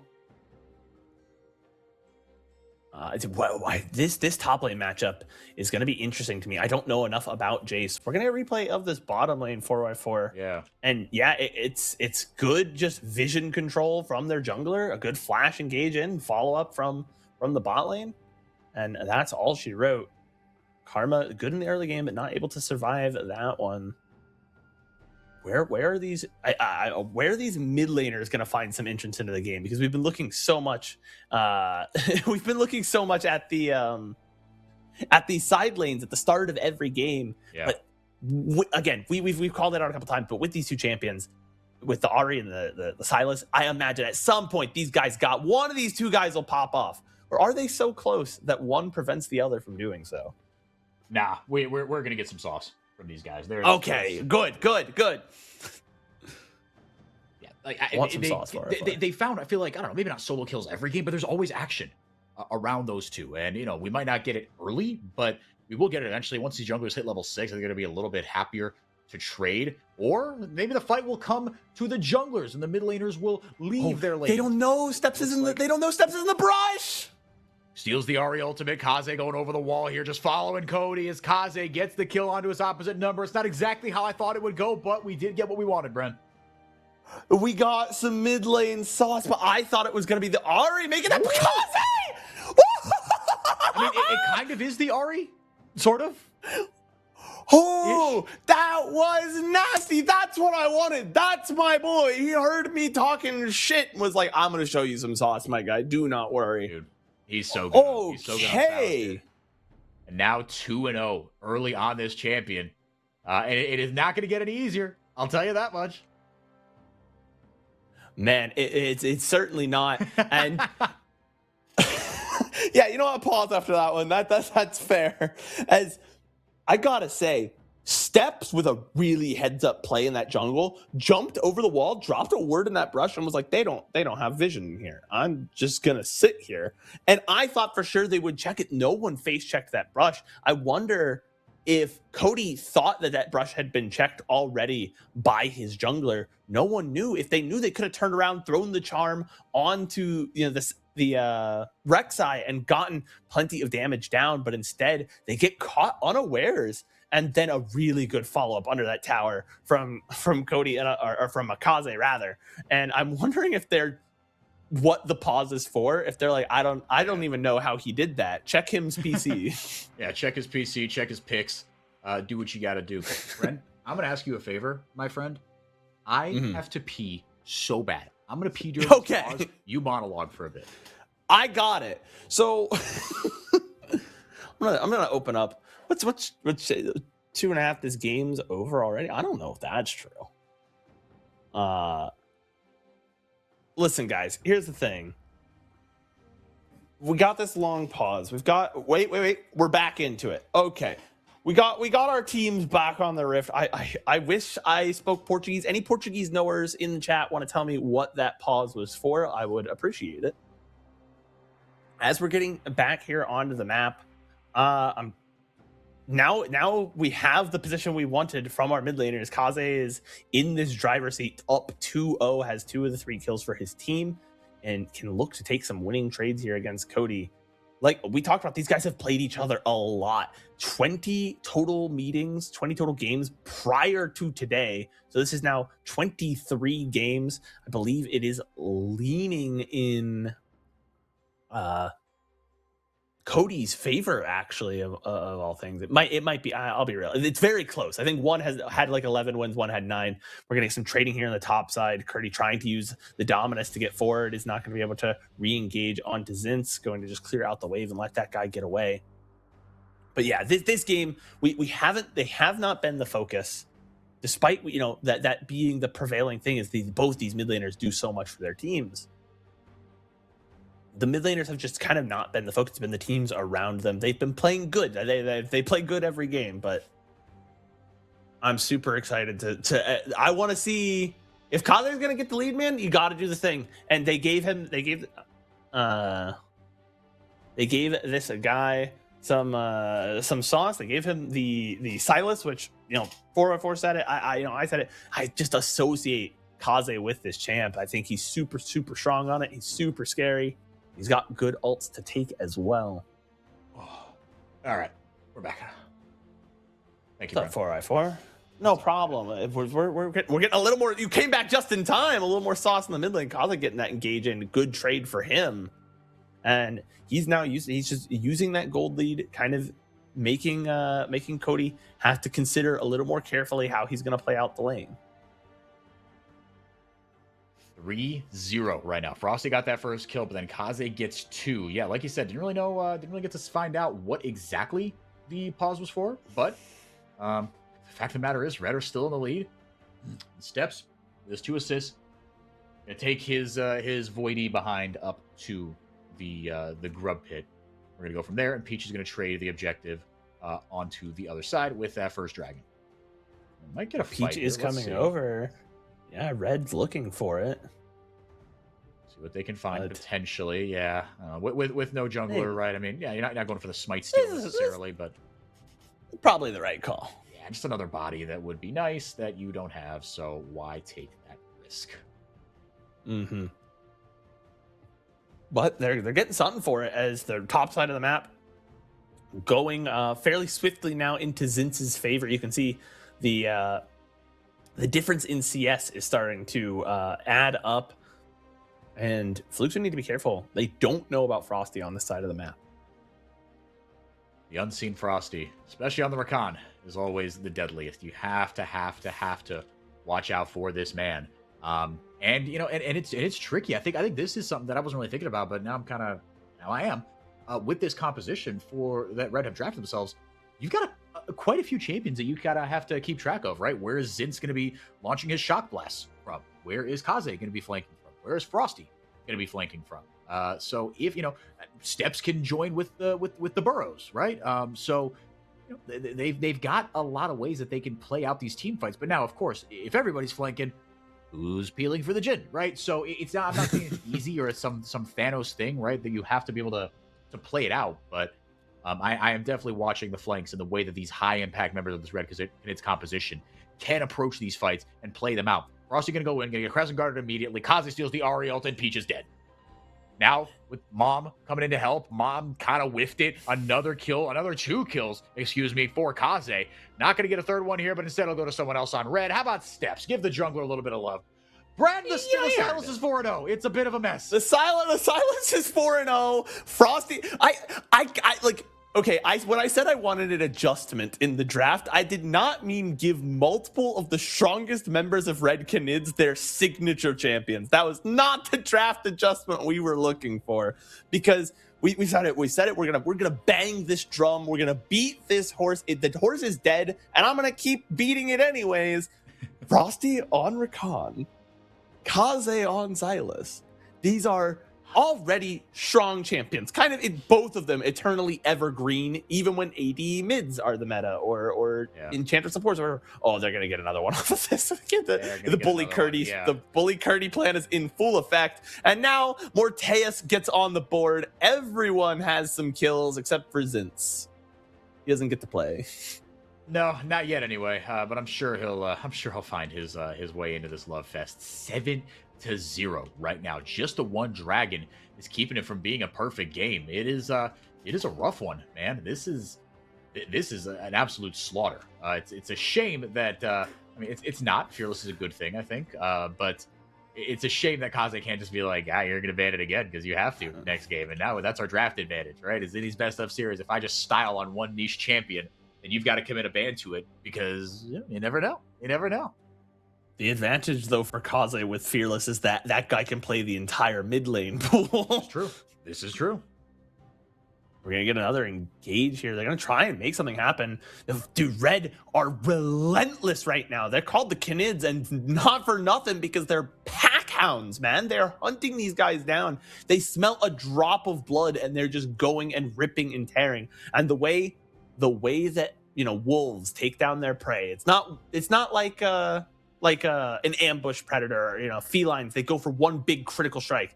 They've been chipping down Fluxo. It feels like for maybe the whole series. That first game they did not make it clean, and they lost because of it. They had to kind of fight tooth and nail. But the second game, it looked bad, but they eventually found their advantage, and now they're continuing from where they're going. Fluxo are the ones bleeding, and Red continue to nip at their heels until they have taken down their prey. 7-0 the scoreline right now, and it doesn't look like it's got any signs of life for Fluxo.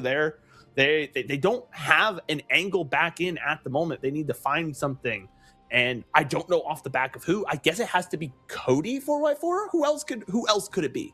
I mean, for now, right? It's got to be someone on that top side, right? Because eventually, the Smolder will get there. But like you said, 225 is that magic number, and then some.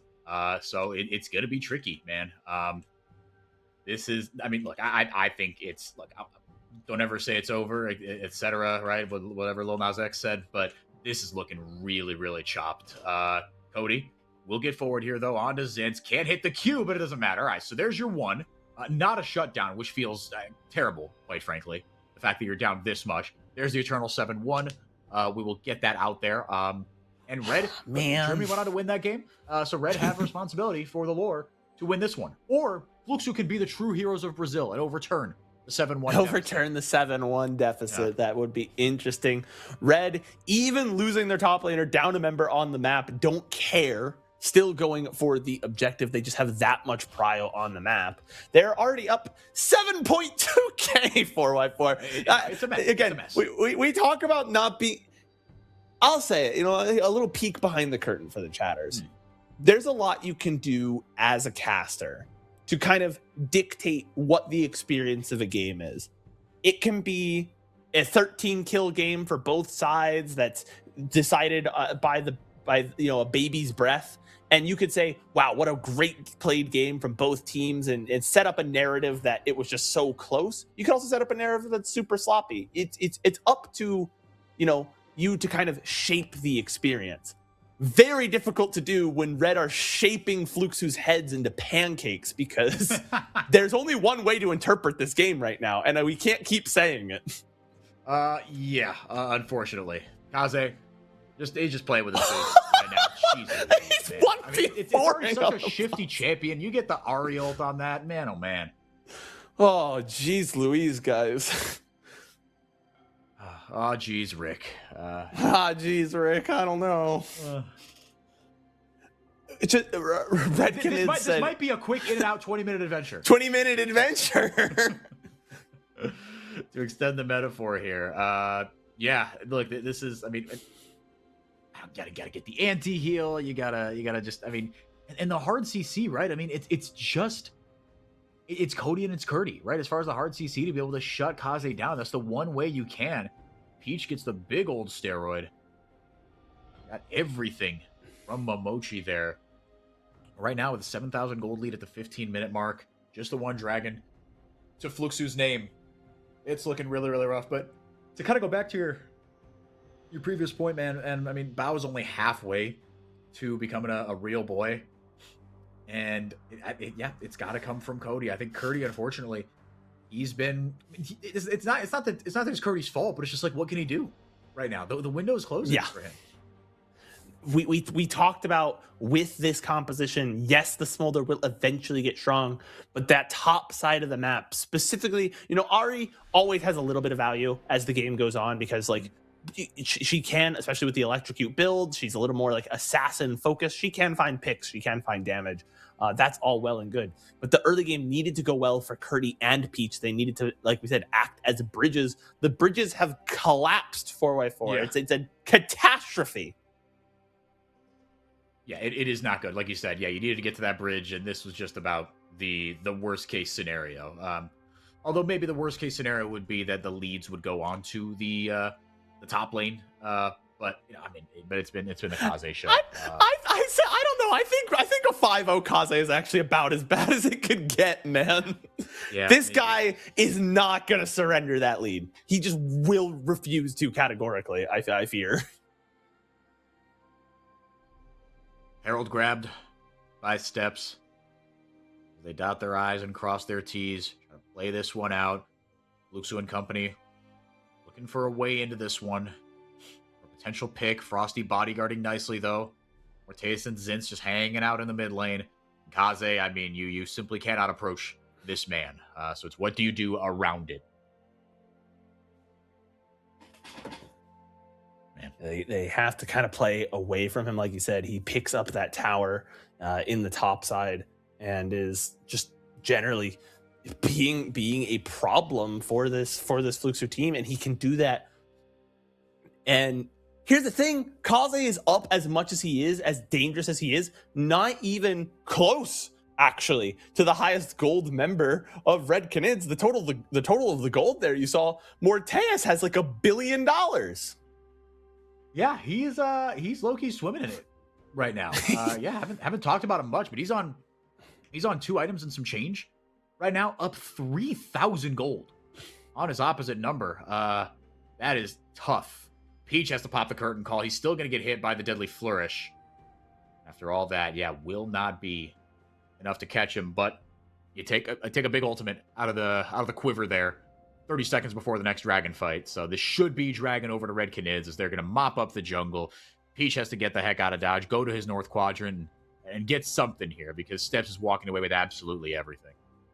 He's looking for his Krugs right now. Does not feel good. You have to use, the Crescent Guard to try and just stay alive. And that's so much of what Xin Zhao offers in terms of his late game ability to engage. It's just, I'm going to engage onto a guy, get the knock up, and Crescent Guard everyone else away. Buy space, be tanky by proxy. Just they can't really hit me. And so when he loses that ability, he loses a lot of the value he can offer to the rest of his team. Meanwhile, Red just, again, using the pressure on the map to just find the rich get richer. Another neutral objective in the hands of Red Canids. Morteas continuing to grow his gold lead, his XP lead. There's not much you can say about Red Canids that we aren't going to repeat a few more times unless something goes catastrophically wrong for them at this stage of the game. And Red at this moment is not the team that I see giving up something like this. Even this, yeah, no. Look, Red have had their their oopsie moments in this series for sure, in game 1 and game 2. But Kaze has stolen another Arielt, which the next team fight is going to be infinitely more difficult. There's no possible way they can contest this Baron, nor do I think they even want to, nor do I think they even know that it's going. Well, actually, no. The pings are flying down. They know where they are. Yeah, their pings are coming through. The Hex Gates does allow them to get onto the map a little faster, so they are set up. There is still half health on this Baron, but half health on your Smolder, not a good way to start this fight. And they have, Red has the vision as well because of the passive of the Rek'Sai. 404, we might get something here, though. It's just going to be a 2v5 as Kaze goes in and gets another one. Momochi is next on the menu. It is truly a 1v5 performance by the Argentinian superstar mid laner of Red Canids. Peach tried to get in there and pop the Hail Mary, but got absolutely nothing. It's a 21-minute, 11,500 gold lead, Brett. It's up to 12. This is an absolute massacre. This Kaze guy is nasty. We keep, I've been banging the guys Kaze is gonna beat your teeth in drum since about 30 seconds into the game. But I was surprised with how, look at this, right? He goes in, finds forward, the damage is ridiculous. It's him and Frosty just going forward, and Cody's dead before the rest of the team can blink, and Fluxu just genuinely, I feel like they don't know what to do. And at this point of the game, I don't blame them. What do you do? You've kind of created this monster, and now you just have to deal with it. If you don't mechanically just destroy Red on, just completely outhands them, then I don't think you stand much of a chance if Kaze is on the map where you are. And guess what? One of the things that we say about Red is that their hands are really, really good. You're probably not going to mechanically destroy them, even at your best and their worst. And so it's looking very rough. Fluxu not surrendering the game yet. The base is still actually fairly well defended, all things considered, but they're getting sieged down, and look at the health bars already falling, already just getting chipped lower and lower. And as they continue to bleed, the Hounds continue to nip at their heels, and they're so close to falling, and the night is long and dark. It is Red Canids that is full of are coming for you.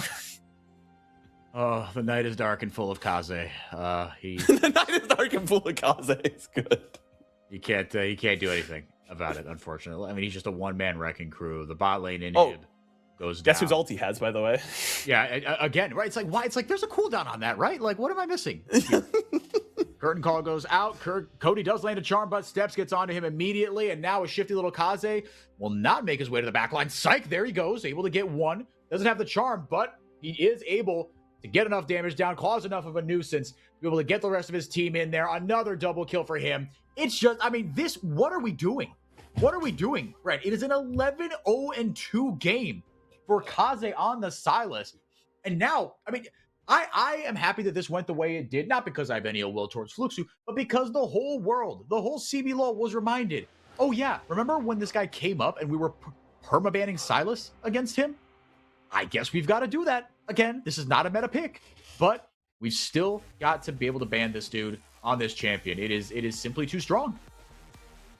Thank you for production for giving me a warning before we sent it back to cams, because I was off disgusted. That performance was gross. Kaze, at the end, they were like, they finally, they didn't kill him, but they got him low, and he can't engage into their backline now. And yeah, he was like, oh, okay, well, they'll win 5 minutes from now. Who do you think you're talking to? But triple kill, just that is because he can.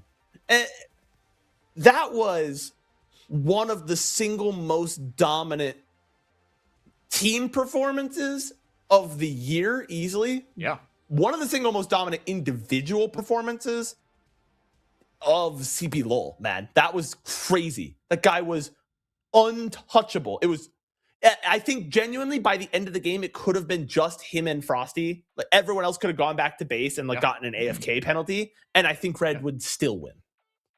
I think so too. Just like, hey, just give me some CC, right? And just watch this, right? Watch Watch this.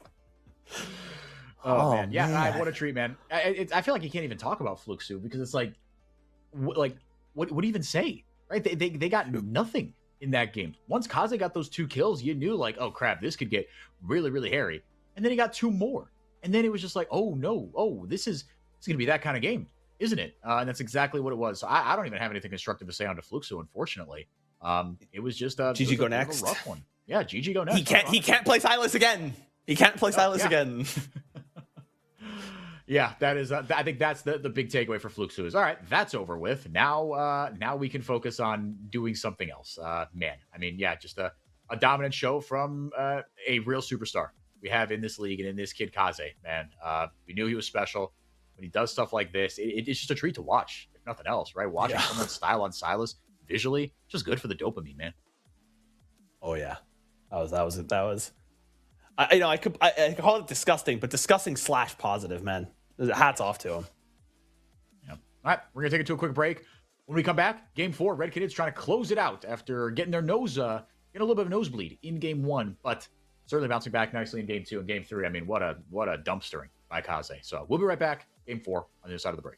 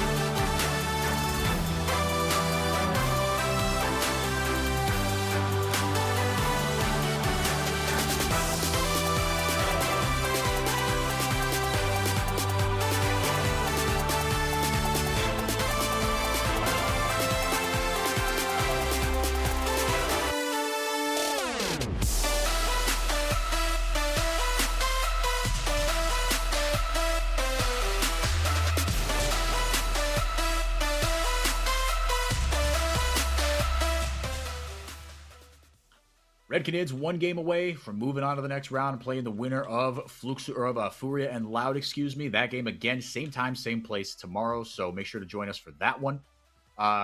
And yeah, look, we got the Kaze show. That was very exciting. And right now, Fluxu, I mean, it's like, I'd say they have to like go back to the drawing board, but like, is going back to the drawing board just like, don't give Kaze one of these champions, right? But then, like we were saying, the kid has a champion Ocean. So like, what are you going to do?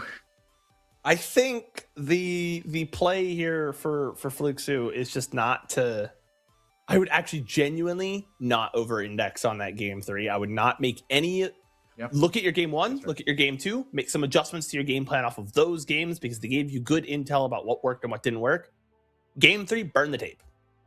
Like you go into the hard drive, delete that. Like don't even think about it because you got owned and you got owned so hard that there's like. What are you learning out of that game? There's not much to take away. Don't let the Silas get 2-0 in the first like couple minutes of the game. But beyond that, like there's not much to take away, at least in terms of what they can do right now. Maybe they can get some good review out of it later on to improve for the future, to improve for an upper bracket run should they pull off the impossible, a lower bracket run if the expected outcome is to play. But in terms of this draft right now, I would just put it out of your mind. Let's see what they choose to do. The bans starting to be kind of centralized, and I like that both teams not necessarily entirely banning just off of what we see, which is like, if you're on blue side, these are the 3 bans you have to do. If you're on red side, these are the 3 bans you have to do. They are their bans are prioritized based on what the threats on the other team are. Let's see what the third one is for red, and then Fluxu's draft strategy remains an enigma to me, so I'm interested to see what that takes. Yeah, we'll see how they want to tackle this one. First pick, get the Aurora coming through the Varus. Like you said, it's not very stock standard, which is fun to see, right? It feels like there's intentionality with these bans, if nothing else. Lucian still going to be that ban. You're not going to see the Ambessa, like we said. The Varus, we haven't really seen Varus top in Brazil, but obviously it's a thing in other necks of the woods. But yeah, we'll see. I think the Lucian ban is interesting. So, I mean, we haven't really seen these bottom lanes really get out of control, right, so far. So I think I think I would have liked to see the Lucian just to see a different kind of flavor of game, maybe. But it doesn't look like we're going to get that here. Instead, waiting for that first pick, it will be the Nocturne.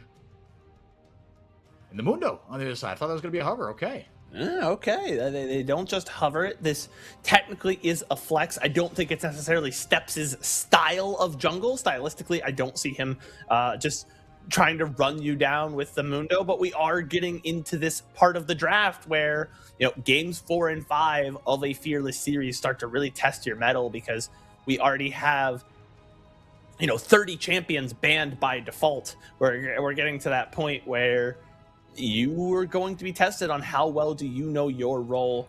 And I imagine this is not just a hover. They're going to go for that knock wave combo. Has not been the highest priority, but those 2 champions work together well for a reason. When you can execute it, it does its job so well. Let's see if they can pull it off. Yeah, so Fluxu, I mean, it's sort of like you said, right? It's not like, something... It's not like, oh, you're playing some cheese or like some crazy stuff, right, to try to store wrench in things, right? But you're trying something that is a little bit, kind of tried and true, right? Push button, get result, right? Just big CC, turn out the lights, and then give it over to Bao in the late game. Now, we saw how the, make sure you get a bridge to give it to your AD carry in the late game went last game. So again, you still gotta keep Kaze on a leash. You gotta make sure that the other lanes don't get out of control here. And to be fair to Fluxu, I think they have given themselves, right, if the knock wave combo is used early and often, which often is the pitfall here, if it's used early and often, you can give yourself agency and give yourself a bridge to get Bao to that late game. Yeah. And interestingly enough, the response on the other side, to talk about Red Shaft for a second here, they go for the Alistar with the Zeri. That's not the traditional pairing. Zeri has been really, like, anytime you're seeing a Zeri, you're almost always seeing it's the rare occasions where Yuumi comes out to play, because Yuumi as a support can stick with the Zeri when she goes and does some crazy stuff. But Morteus isn't the crazy stuff guy on this team. And so with a more front to back focused Zeri, I think actually the Alistar, we were talking about this, what was it, game 1, I think we were talking about, like, Alistar just kind of provides some evergreen value that ulti is always going to have give him something to do on the map. So it's going to be a relatively strong bot lane. I wonder what Fluxu's pairing is to go with it. I'm going to say I would not hate a Poppy here, because it shuts down a lot of what Red want to do. Even more so if they lock in that Azir. I was going to say, yeah, no, absolutely. Just go that either Poppy support, or do you trust Curdy to pilot it in the top lane? It is going to be that Azir. Got decent crowd control right now from other positions. You're not going to get it, obviously, from your jungle or the Mundo. You guys hovered it. Give it to Momochi. Don't guys. Rel is I'm as a Rel enjoyer. Don't lock Rel, man. she's like the meme from Suicide Squad. You know, he just does what I do, but better. Okay, you know, fine. I don't hate this pick, right? It pairs really well with the Sivir in lane, and you know, provides some good options in terms of how to play out the game, because you can be a little bit more aggressive and not have to worry about certain types of CC, you know, the roots, or say a stun, right, coming down and causing problems for you. So it's probably the safer pick, but man, I would have loved to see that Poppy. If you lock that in, Flukes, all right. Whoa, all right. We're going to blind the Vayne in the top lane. And instead, it will be a Nivea in the top lane as the response. Here we go. What a game 5 draft, or game 4 draft. It feels like a game 5 draft, but it is a game 4 draft that we have going here. So you've got your Tank Shredder, but now the Anivia into Vayne matchup, a tried and true classic, of course, in League of Legends. Man, oh man. I am astounded right now, man. I kind of, like, I don't know. Call me crazy. I'm not a fan of the Vayne top. I keep seeing it get played, and I feel like I've seen lots of tried and true top laners get just absolutely effing dunked on because they picked this Vayne top and then it didn't work. And Curdy's not a tried and true top laner. Curdy, in fact, got his you-know-what-whatted by Vayne top not too long ago when he locked in Gwen and just got absolutely styled on in the last series. Now they won, they beat Los Grandes, so it's all good. But you know, man, yeah, I mean, this is gonna be interesting here. I mean, for both Zinz and Curdy, they've got themselves a lot of they were given a lot of draft capital, right? A lot of draft investment into these two players and what they're gonna play with this Vayne and this Anivia. But look, you know, the game's not going to completely revolve around them, but the Vayne is for sure the riskier pick of the two. Yeah, you know, Anivia, here's the thing. What do you traditionally want out of a top laner, right? You want them to control space. You want them to generally be good on their own and be survivable in the solo. And you want usually some bit of tankiness. Top laners, traditionally fighters, bruisers, tanks, right? Anivia, not necessarily outside of all of those categories, can play a very tanky build if it's required. But with the electrocute, I think Zinz is just daring Curdy, like, I'm gonna body you in lane. Like, that's the plan. I'm certainly gonna try. You don't lock electrocute if you're just playing a slow burn, tanky sort of game. So maybe, I don't know, but yeah, I do agree with you. The Vayne seems like such a risky pick here. You picked it blind too. It deals with the Mundo, but ideally that's what you're investing an enchanter plus your AD carry for.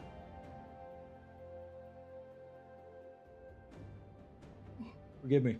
Yeah, I mean, yeah, like you said, you've got Sivir for that, right? But I guess into two tanks, you got two hyperscalers. Congratulations, as Zinz and Curdy. I mean, Zinz just, man, taking some really aggressive trades. My goodness, Curdy. He has certainly got the initiative there. The level 1 for Vayne actually pretty decent. The thing is, Zinz, I don't think cares, because as long as he doesn't die out in the middle of the open, he's got the egg, so he's not that scared. It would suck to lose it to just 1v1 and not like a gank, but here we are. We are seeing some information about the vein there on the side panel there, and Vayne, has been, for its money, it's been doing pretty good. All right, it's 75% win rate in Brazil, 67% internationally. When I look at the Vayne, and I look at some of the way certain players have gotten just dunked on because they locked it in like an awkward position, it doesn't spark joy. I think that's what I'll say. You have to pick up the champion. You have to look at it and say, does this spark joy? And Vayne is not doing it for me. Well, and that's I do think people have gotten better at it, right? But it is risky. It is absolutely really risky, and we've seen a lot of really ugly Vayne top games, right? So I think that's certainly coloring my perception. But the numbers are the numbers, the data is the data. But now it's Curdy into Zintz, and like we framed in the beginning, this could be the lopsided matchup that decides the game, and not in a good way for Fluxu. So let's see, man. Comes back with some boots early on, no TP for this Vayne, just playing more for the team fight. Has the ghost, like you said, has picked up boots, so not going to be in necessarily the strongest position in lane, but Zintz also just picking up the tier, so no combat stats to come through for either laner yet. Gonna be generally a little easier for Curdy early on, but I think as the game goes, Zintz will eventually, get the right of it, as long as he doesn't, step too far out of line. Anivia is much better later than early, I would say, and I think most people would generally agree with that sentiment.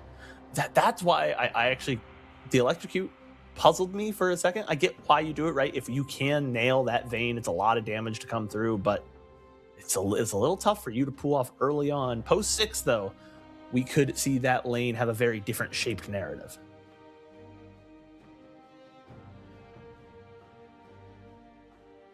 Ghost popped on the top side as we're looking for a potential kill here. At the triple stacked here, the fear is going to go down with the spell shield. Peach gets the Conqueror off, and now Zintz is just toast. First blood over to Curdy in the Vayne top. Yeah, it pops the flash there. Zintz still dies. We get a kill into our Vayne. You know what? If you're going to pick the Vayne top, you better damn well play for it. And they went ahead and got a kill onto Curdy early on. And you know what? The last time we got kills onto Curdy early and put Zintz in the dirt, it didn't do much for us. But the last time we did it, Curdy was a Scion and Zintz was a Gwen. And so it was a very different position. Now all of a sudden, we have Curdy on the Vayne, a kill up early on. A good start here for Fluxu to bounce back from the last game. Hey, you're telling me they got smoked in game 2 or in game 3, obviously. And now bouncing back very nicely. And again, I think everyone on Fluxu is happy. But again, you've given it to your most volatile member. But Peach is making his presence felt. He hasn't hit level 6 yet. So the knockwave combo still there. Still want to see that very, very often, right? The gotta be ripping that paranoia, man. I mean, just make stuff happen. Throw yourself into these potentially unpredictable situations, right? Because even if you turn the lights off and it's a subpar situation, guess what? They don't know what's going on. I mean, it's easy for me to sit here and say with the God Vision on and being, bad at the game or whatever, but like, it feels too valuable of an ability to let charges go to waste. Yeah, and it's got a short enough cooldown. You're gonna get Hexblade first, probably, right? And Cody, he's gonna have enough ability haste to where he's gonna be able to pop the shockwave, right? It's got a short cooldown as well, so.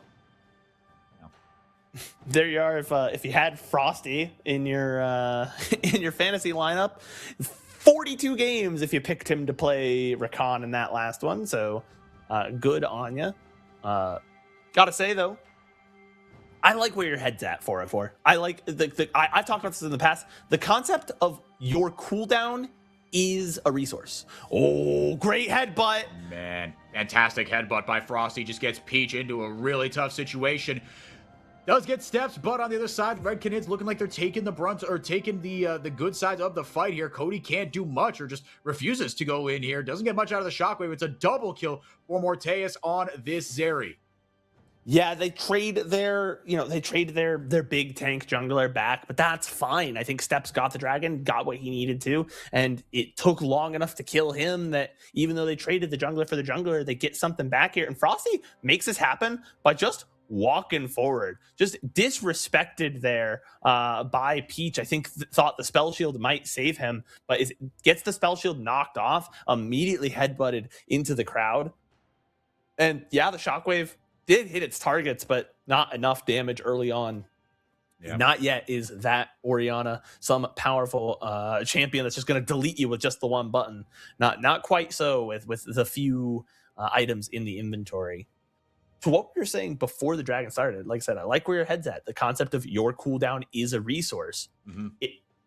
If you have a play that you can make early on in the game, throw that at minute 1, throw that flash, get that level 2 kill, because by the time there's something to fight over, the dragon at 6 minutes, you're gonna have that back, right? Ooh, is Curdy gonna dive this? Curdy looking for another one, making his life miserable. Curdy, he heard everyone talking noise. You know what? You're gonna give me this very controversial pick that makes everyone a little bit squeamish. I'm going to go 2-0 on it to start. You're thinking you're going to play Anivia top against me? Ooh, now here's my question. Did Anivia... Now, again, a lot of true damage in the kit, I understand, but Anivia got some armor nerfs. Is that this patch or next patch? Oh, I can go ahead and check for you if you want to keep the people entertained. Ooh, I'm okay at that, actually. I don't know. But as we take a look here, Scuttlecrab going to go over to the side 2 steps. But Curdy now... I mean, let's see where he can take this, man, because it's one thing to just keep abusing the Anivia who builds no damage early over and over and over again.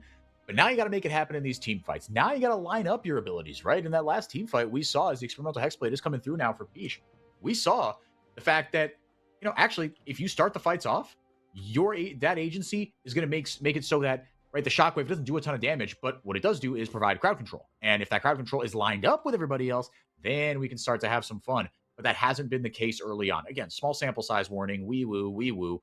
But that is something that I'm looking out for as this game goes on. And again, Morteus, that's a Zeri. That's a hyper carry as well, right? Maybe not quite as deadly as Vayne, but someone with a little more safety, if nothing else.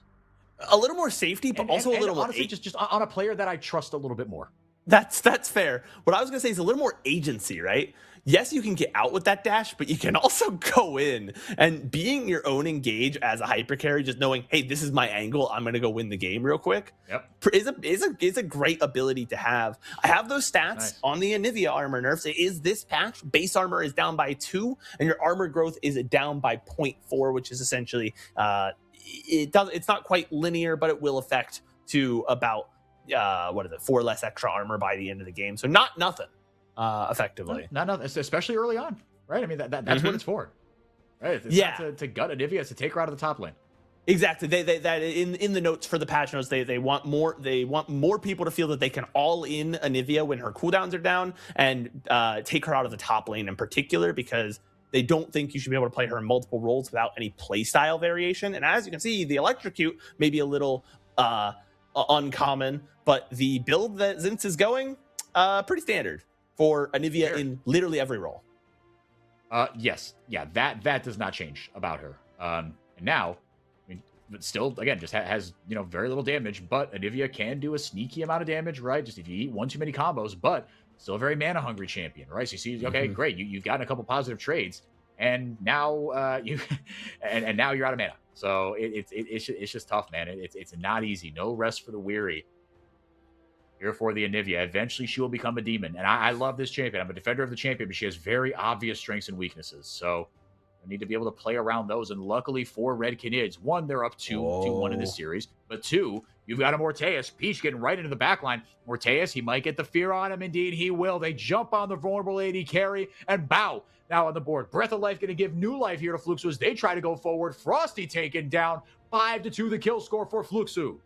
That's a really great turnaround. They bait in Frosty, gets a little overzealous. He doesn't know that the mid and jungle are cheating down, getting ready to make this happen. And what'd you say about Nocturne? B using that cooldown all the time. As soon as he sees the angle, he snaps it onto Morteus, and Morteus for his, to his credit, was trying to slide out of that vision range. You can see here, they don't see Peach yet. They do not know otherwise that Cody is coming down. They go in, and Momochi steps forward here, despite it being the wrong decision in a vacuum, knowing he's going to get engaged on, knowing that it pulls Frosty away from the AD carry, and they immediately snap that engage. Really well played from Red. Or from Fluxu. From Fluxu. The people with the red health bars. Yes. Dragon goes over to the side of Red Canids, though. They're able to get something back here. The gold lead only 700. Again, your kills are on to Morteus. You're feeling pretty good about things, but Bao now on the board. Ultimate popped here by Curdy. He wants everything. Gonna hew out of the Glacial Storm. The wall goes out just barely. Not able to finish the job onto Zinz. Curdy, with that experimental Hexplate, man, that ultimate's gonna be back up in 2 seconds flat. Yeah. It's a very common build we're seeing for Vayne is the experimental Hexplate. Another look at how this initial Dragon fight went down. I mean, the fight, right? I mean, Peach, gets bonked away. Man, that's fantastic. Frosty's very good at support, man. He knows what he's doing. And the Alistar is a sneaky pocket pick of his as well. He's very good on this champion. Good heads up play. And Steps is now coming into the stage of the game where he's going to be very strong. That's kind of, the Mundo doesn't really impact the map or do anything for the first 10 minutes. But then once starts to get some items on him, specifically gets that heart steal. Once you get the Warmogs, you start to be really, really difficult, have a lot of health, do a lot of damage. That makes sense that Fluxu indexed against this pick, double hyper carries. And to their credit, playing to that out, right? They didn't just pick the Vayne top and go, okay, figure it out, Curdy. They gave him the support he needed. And because of that, they are in a position to deal with some of these more dangerous picks of Red Canids. But we said it in game 2, I feel like. Red Canids are never out of it, man. If they have tools, and they do have tools, they can get Shurima shuffles, they can get big lightning crashes and make stuff happen. And while they have the ability to make stuff happen, they're never out of a game.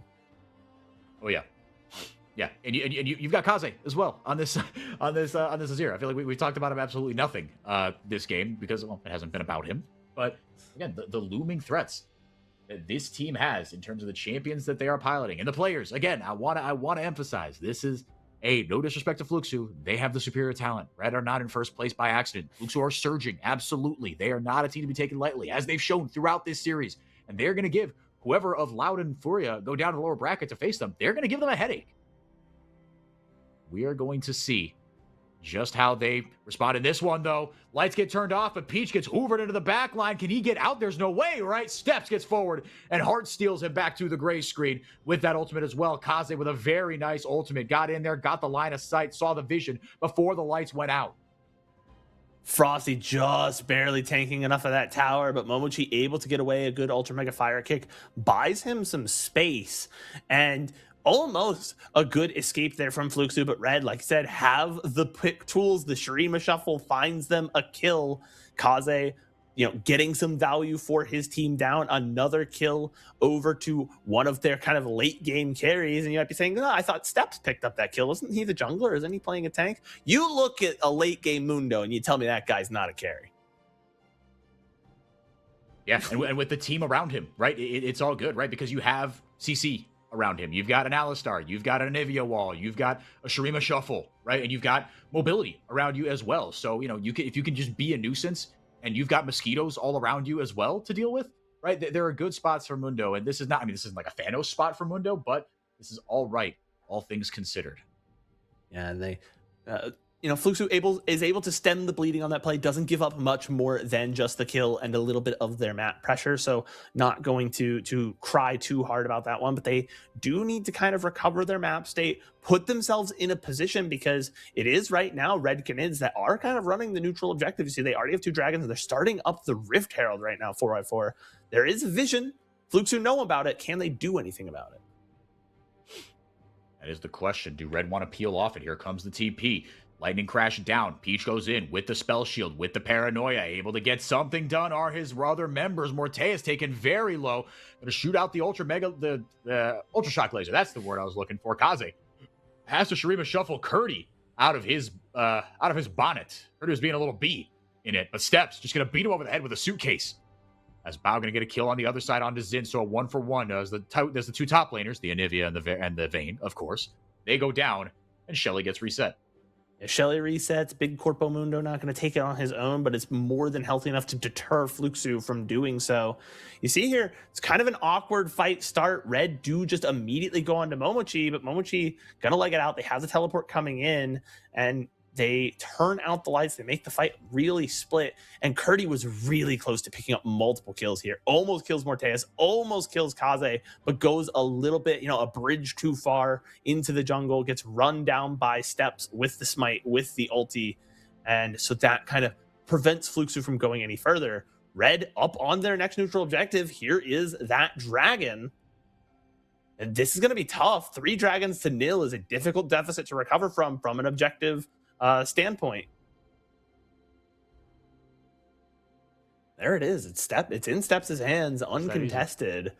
Fluxu, they have not been slouches in the early game, but they're not up all that much. 500 gold is effectively nothing at this stage of the game. A couple of kills onto your carries is great, but like I said, without carries is not Red Canids. They have plenty of options here, and with the even game state and all of the neutral objectives, I think they're happy with where they are. I think so. Yeah, I think all things considered, you are feeling all right? That goal lead is not insurmountable. You still got to make sure you dot your I's and cross your T's. Do Red want some sort of re-engage here? Just the engage, I should say. The lights get turned out. Using that paranoia defensively is Peach. Shock laser going to go out. Now, do Fluxu want to go forward here? As Cody maybe caught out. That wall goes down. Breath of Life pop just in case as Momochi and company turn tail and run. They got what they came for. Grabbed themselves the Herald. Now, where does Peach throw it? At mid lane with 2 turret plates looks awfully appetizing, Bren. It sure does. And if they can get this bottom lane turret cracked open as well, find themselves some, map value, get themselves some ability to pressure this upcoming dragon, they're gonna have to fight for it. They've only got 4 minutes to set up. So yeah, I would. You almost always want to see the most valuable lane, which is that the mid lane outer. If it's up, that should just be where Herald is going. 100%. But that's also where the 80 carries are, and that's where the easy push power is going to be because of what you said, right? It is such a valuable spot on the map to be able to take down. But when the 80 carries go up, sometimes that's where the picks happen, right? That is like the cardinal sin of being an 80 carry, right? It's a bit damned if you do, damned if you don't, because you're where you're supposed to be, and then you get caught, and it's like, what are you doing? Why would you ever be there? Why are you stupid at a bad play? You know what I mean? I know exactly what you mean. It's. We both play support, so we feel this one deep in our bones. You're down a little bit. You gotta make a play to get back in the game. If you do nothing, you're gonna lose. But then you make a play, it doesn't work out, and now, oh my god, you idiot! You just put us so much further behind. Happens all the time. Sometimes you make the right play, and it's still the wrong play, but. Not so far this game. These teams have been keeping it like very fine margins. The gold lead still eking out in Fluxu's favor despite the objective differences. They have, talked about that shove. Who shoves better than Sivir? Look at those waves go. They are gone, man. Just absolutely disappearing. It's pretty remarkable. This champ is something else, man.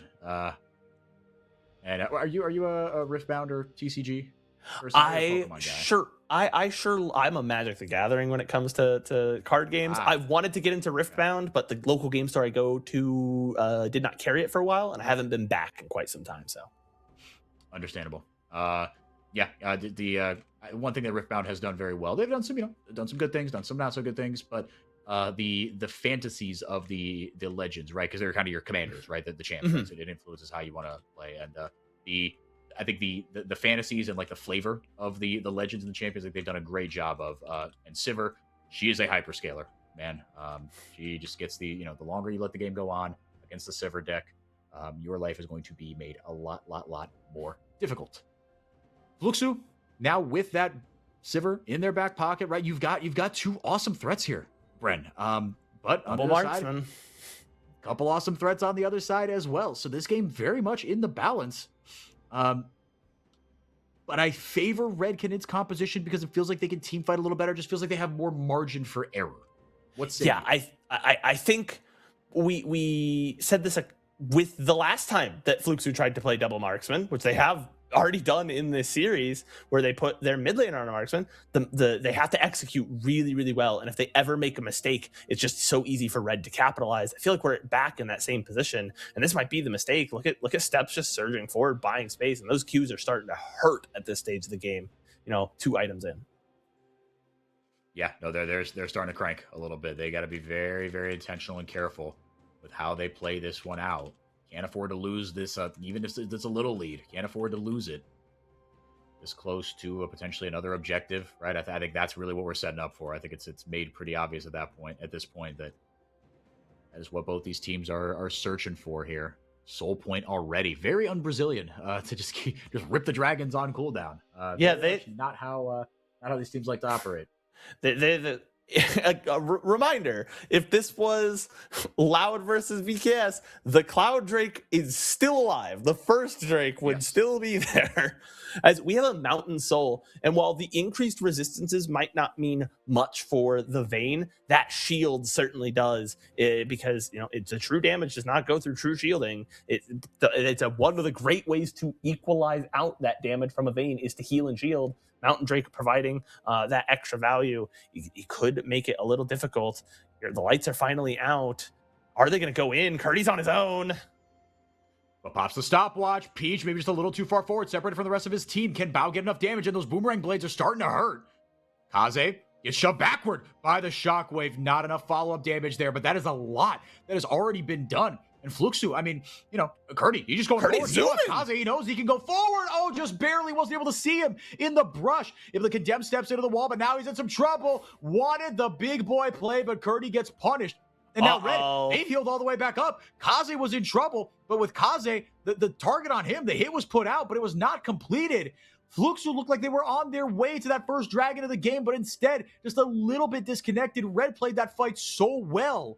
And they're the ones that are going to walk away with the Mountain Soul. That is rough, Bren. Terrible, because Fluxu could have gotten that dragon. They buy themselves a little more time in the game, and they looked like they had it. You can see here, this is a good opening. Curdy looks like he's too far, but pops, gets headbutted away, because everyone tries to turn on the Peach. Momochi is a little low, but it's fine because they're free firing. They've got Bao. The boomerang blades are doing damage. Look how low everyone is falling. But one of the people that's falling low is a Dr. Mundo. You can see how low he gets. Pops the ultimate. Look how much healing he's getting. Curdy loses vision there on Kaze, is unable to pick up a kill. And here's the thing. Even if he kills Kaze, I don't know that the outcome of the fight is any different. Kaze didn't recontribute anything after hitting the ultimate. It didn't really change much, other than it made it a little easier to pick up Curdy. We talked about the issue with Curdy playing this hyper carry, putting resources into him, is that he isn't the most stable player on Fluxu's team. I think we saw it there. That's a bit of a decision-making issue. You went too far forward. Your team was winning the sustained front. Yeah. It's not that you couldn't have killed Kaze. No, you could have, but you didn't need to. Exactly. You just wanted that one dragon, right? Fluxu Red are not like, oh, we must get this dragon life or death. Right? No, they've got the 3 dragons, right? I thought they were just going to walk away. But exactly. A little bit of an overextension by Curdy. And then Red go, wait a minute. Did we just get this? Oh, okay, cool. That's Soul, baby. Something to keep in mind from the highest levels of pro play down to the bottom dregs of iron is you don't have to get a kill to take someone out of a fight. Mm-hmm. True. Kaze, he was taken out of that fight. He did not want to go back in. Right, he already used the ultimate defensively, might I add. So definitely one that Fluxu are going to want back. Look, they're not out of it, obviously. Still got a little ways to go here, but that Mountain Soul is definitely obscuring how big this lead is for this squad. Yeah, something to keep in mind about Soul is 4 dragons of differences, plus the Soul. Depending on how you view the stats, depending on how you view the dragons, can be anywhere up to about 6K worth of value a 4-0 Soul Sweep is. So that lead, bigger than it might seem, a little bit of the hidden value of winning these neutral objectives, and Red have won most of them, other than they gave up two little grubbies. Who cares about it? As long as you get 1 grubby, you're fine. They gave up the Rift Herald, but didn't lose too much on the map for their trouble.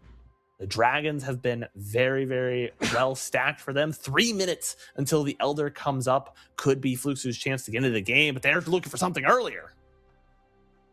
And they get the shutdown onto Morteus. That is absolutely massive. Is that enough? Is that all they want? Steph separated from the rest of his squad. Momochi and the Goon squad are on the chase.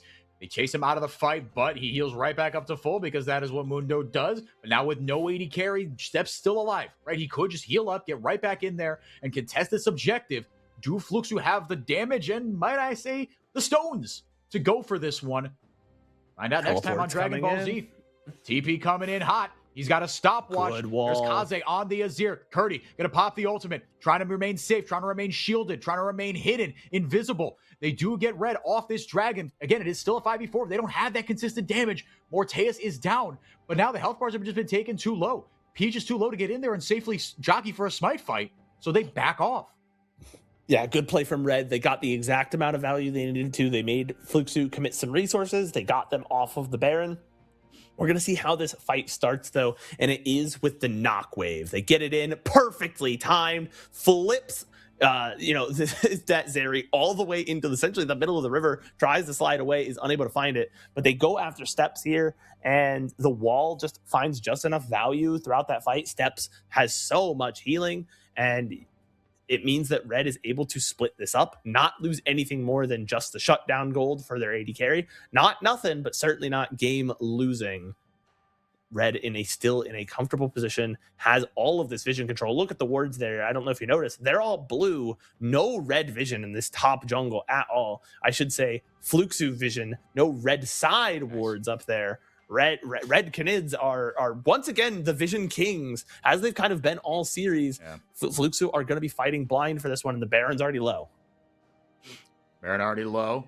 They are able to get it. Red walk away with the big purple worm. Stream of Shuffle doesn't find much. Bao trying to get in there and do the damage. He's looking alive. Big. He's flashing forward. He is awesome. He got the shutdown. He got another one. Cody gets his. They walk away with the Baron, but they lose everybody. Morteus trying to bail out of this fight, but Cody just running him down. He will kill him eventually. It is just a matter of when. Oh. They got the Baron, but Fluxu take the fight. They take the lead. They take a tier 1 and a tier 2 off it. They might get a third one and an inhibitor. In fact, I think they are. Fluxu break open the map after losing the Baron. Yeah, they lose the Baron, but I've never seen a less valuable Baron in my life. Negative 3,000 Baron power play. They're looking to go even further forward here. Steps has to buy a lot of time. They need to be very careful. Okay, if Peach finally falls, and that will be their incentive to maybe we should back out. Peach lived way too long there. He had the same amount of health that he just died with when they were in the Baron pit. That guy just lived on the finest of margins, and Fluxu find a good fight, exactly what they needed, and that keeps this game exceptionally close. Very, very, very fine margins for that fight, but Fluxu find them regardless. And Steps unable. He's gonna walk past 3 people that just barely back. No, Bao, you would have been fine. Oh, Bao. Importantly, there, Bao does not get a reset for this Elder Drake, which means he does not get to cash in all that gold he just made. He effectively does not have that 1.5k gold lead over Morteus. They're not even going to get to contest the Elder Drake at all. It's just gone. My goodness. Now we're going to get a replay of this Baron fight as Red, they still get the Elder. They've still got the Soul. So, I mean, look, in a straight up 5v5, you have to still favor the Canids. But in this one, man, I mean, Bao and Cody were just kind of free doing damage here. Yeah, and then Curdy was on the flank, able to get in and get some value out of that vein as well. And really good play from Fluxu. Like the comp, you finally saw like the full vision of, oh, this comp makes so much sense. When you saw that fight, all of a sudden, picking the Milio over the Poppy made a bunch of sense. I was like, oh, okay, that's why they did it, right? That fight made it, all of it started to click, but they weren't able, they were down a little too much, weren't able to get enough off of the back of it. Notably, did not remove the purple cloaks from everybody. Mundo still having his, means that the siege can still go through. They cannot contest the Elder. They cannot fight while the Elder's up. And so even though they did find themselves a good fight, there's not enough value off of the back of it to call it a done deal for Fluxu. But it's better. It's certainly better than just giving over the Baron for free. Mm-hmm. Oh, absolutely. Game's still in the balance.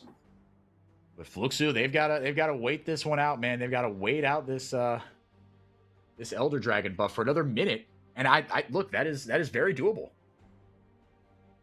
Yeah, there's not a lot of pressure now. The Baron buff has elapsed, and so there is no real pressure on their base right now. They're clearing out their waves.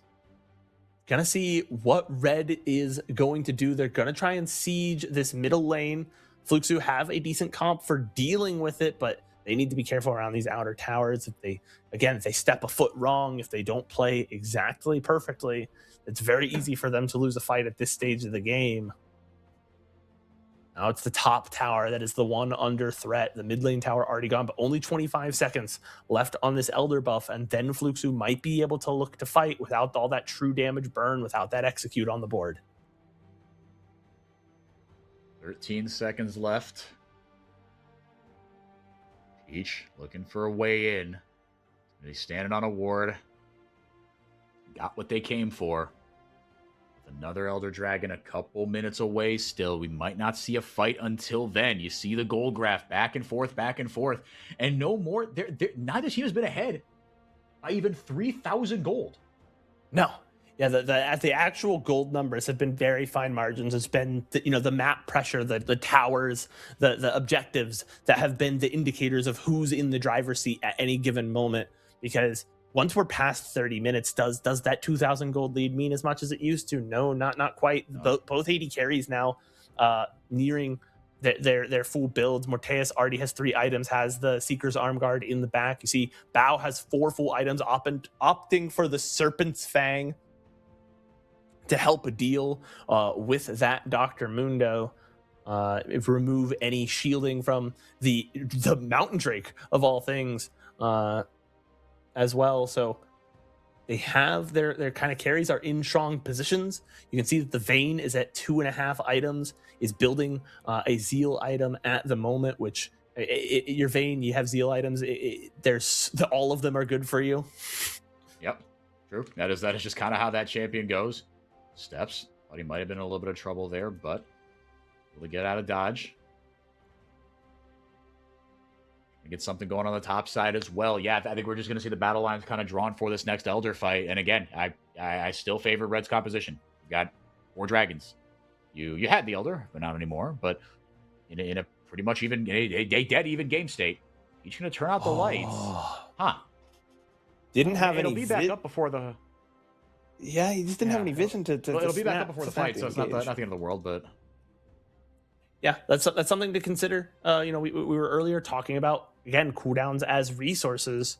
If you can't be afraid to pressure ultimate because, what if I need it the team fight? If the next team fight is going to happen after your ulti's back anyways, a narrow choke point. Fluxu takes a lot of damage onto their support. Momochi falls really low, but Curdy kind of off on his own.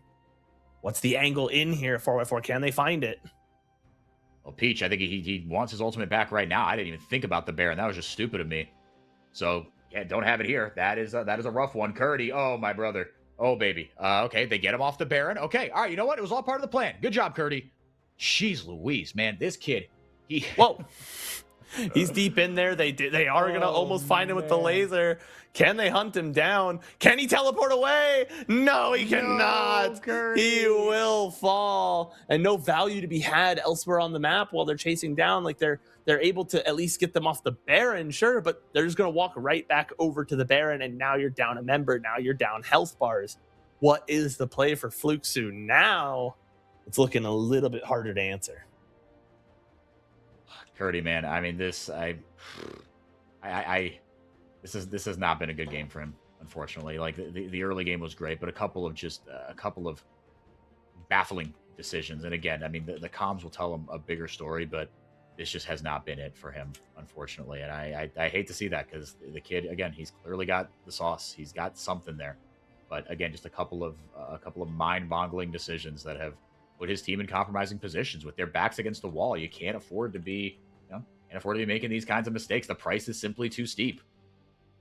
We'll have to see if they can recover from them. They're down the Baron. The Elder is up. Flipping an Elder is a viable strategy for winning the games. LPL, it's their favorite activity. Can the CBLOL replicate such a feat? Man. I'm not sure if they can. Bao's falling low, firing back. Now the lights go out. Peach is dead. Just again, another split fight from Fluxu. He gets back up, and he gets deleted immediately. Frost is going to get the kill. Big shuffle. Bao spell shields it, but is that going to be enough? Kaze goes down. It's him and Cody. Curdy dead.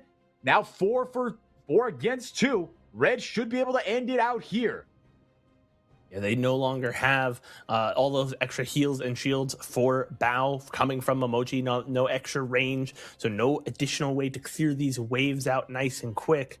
They're gonna, start to pressure onto this, onto these Nexus turrets. 20 seconds before Emoji's back.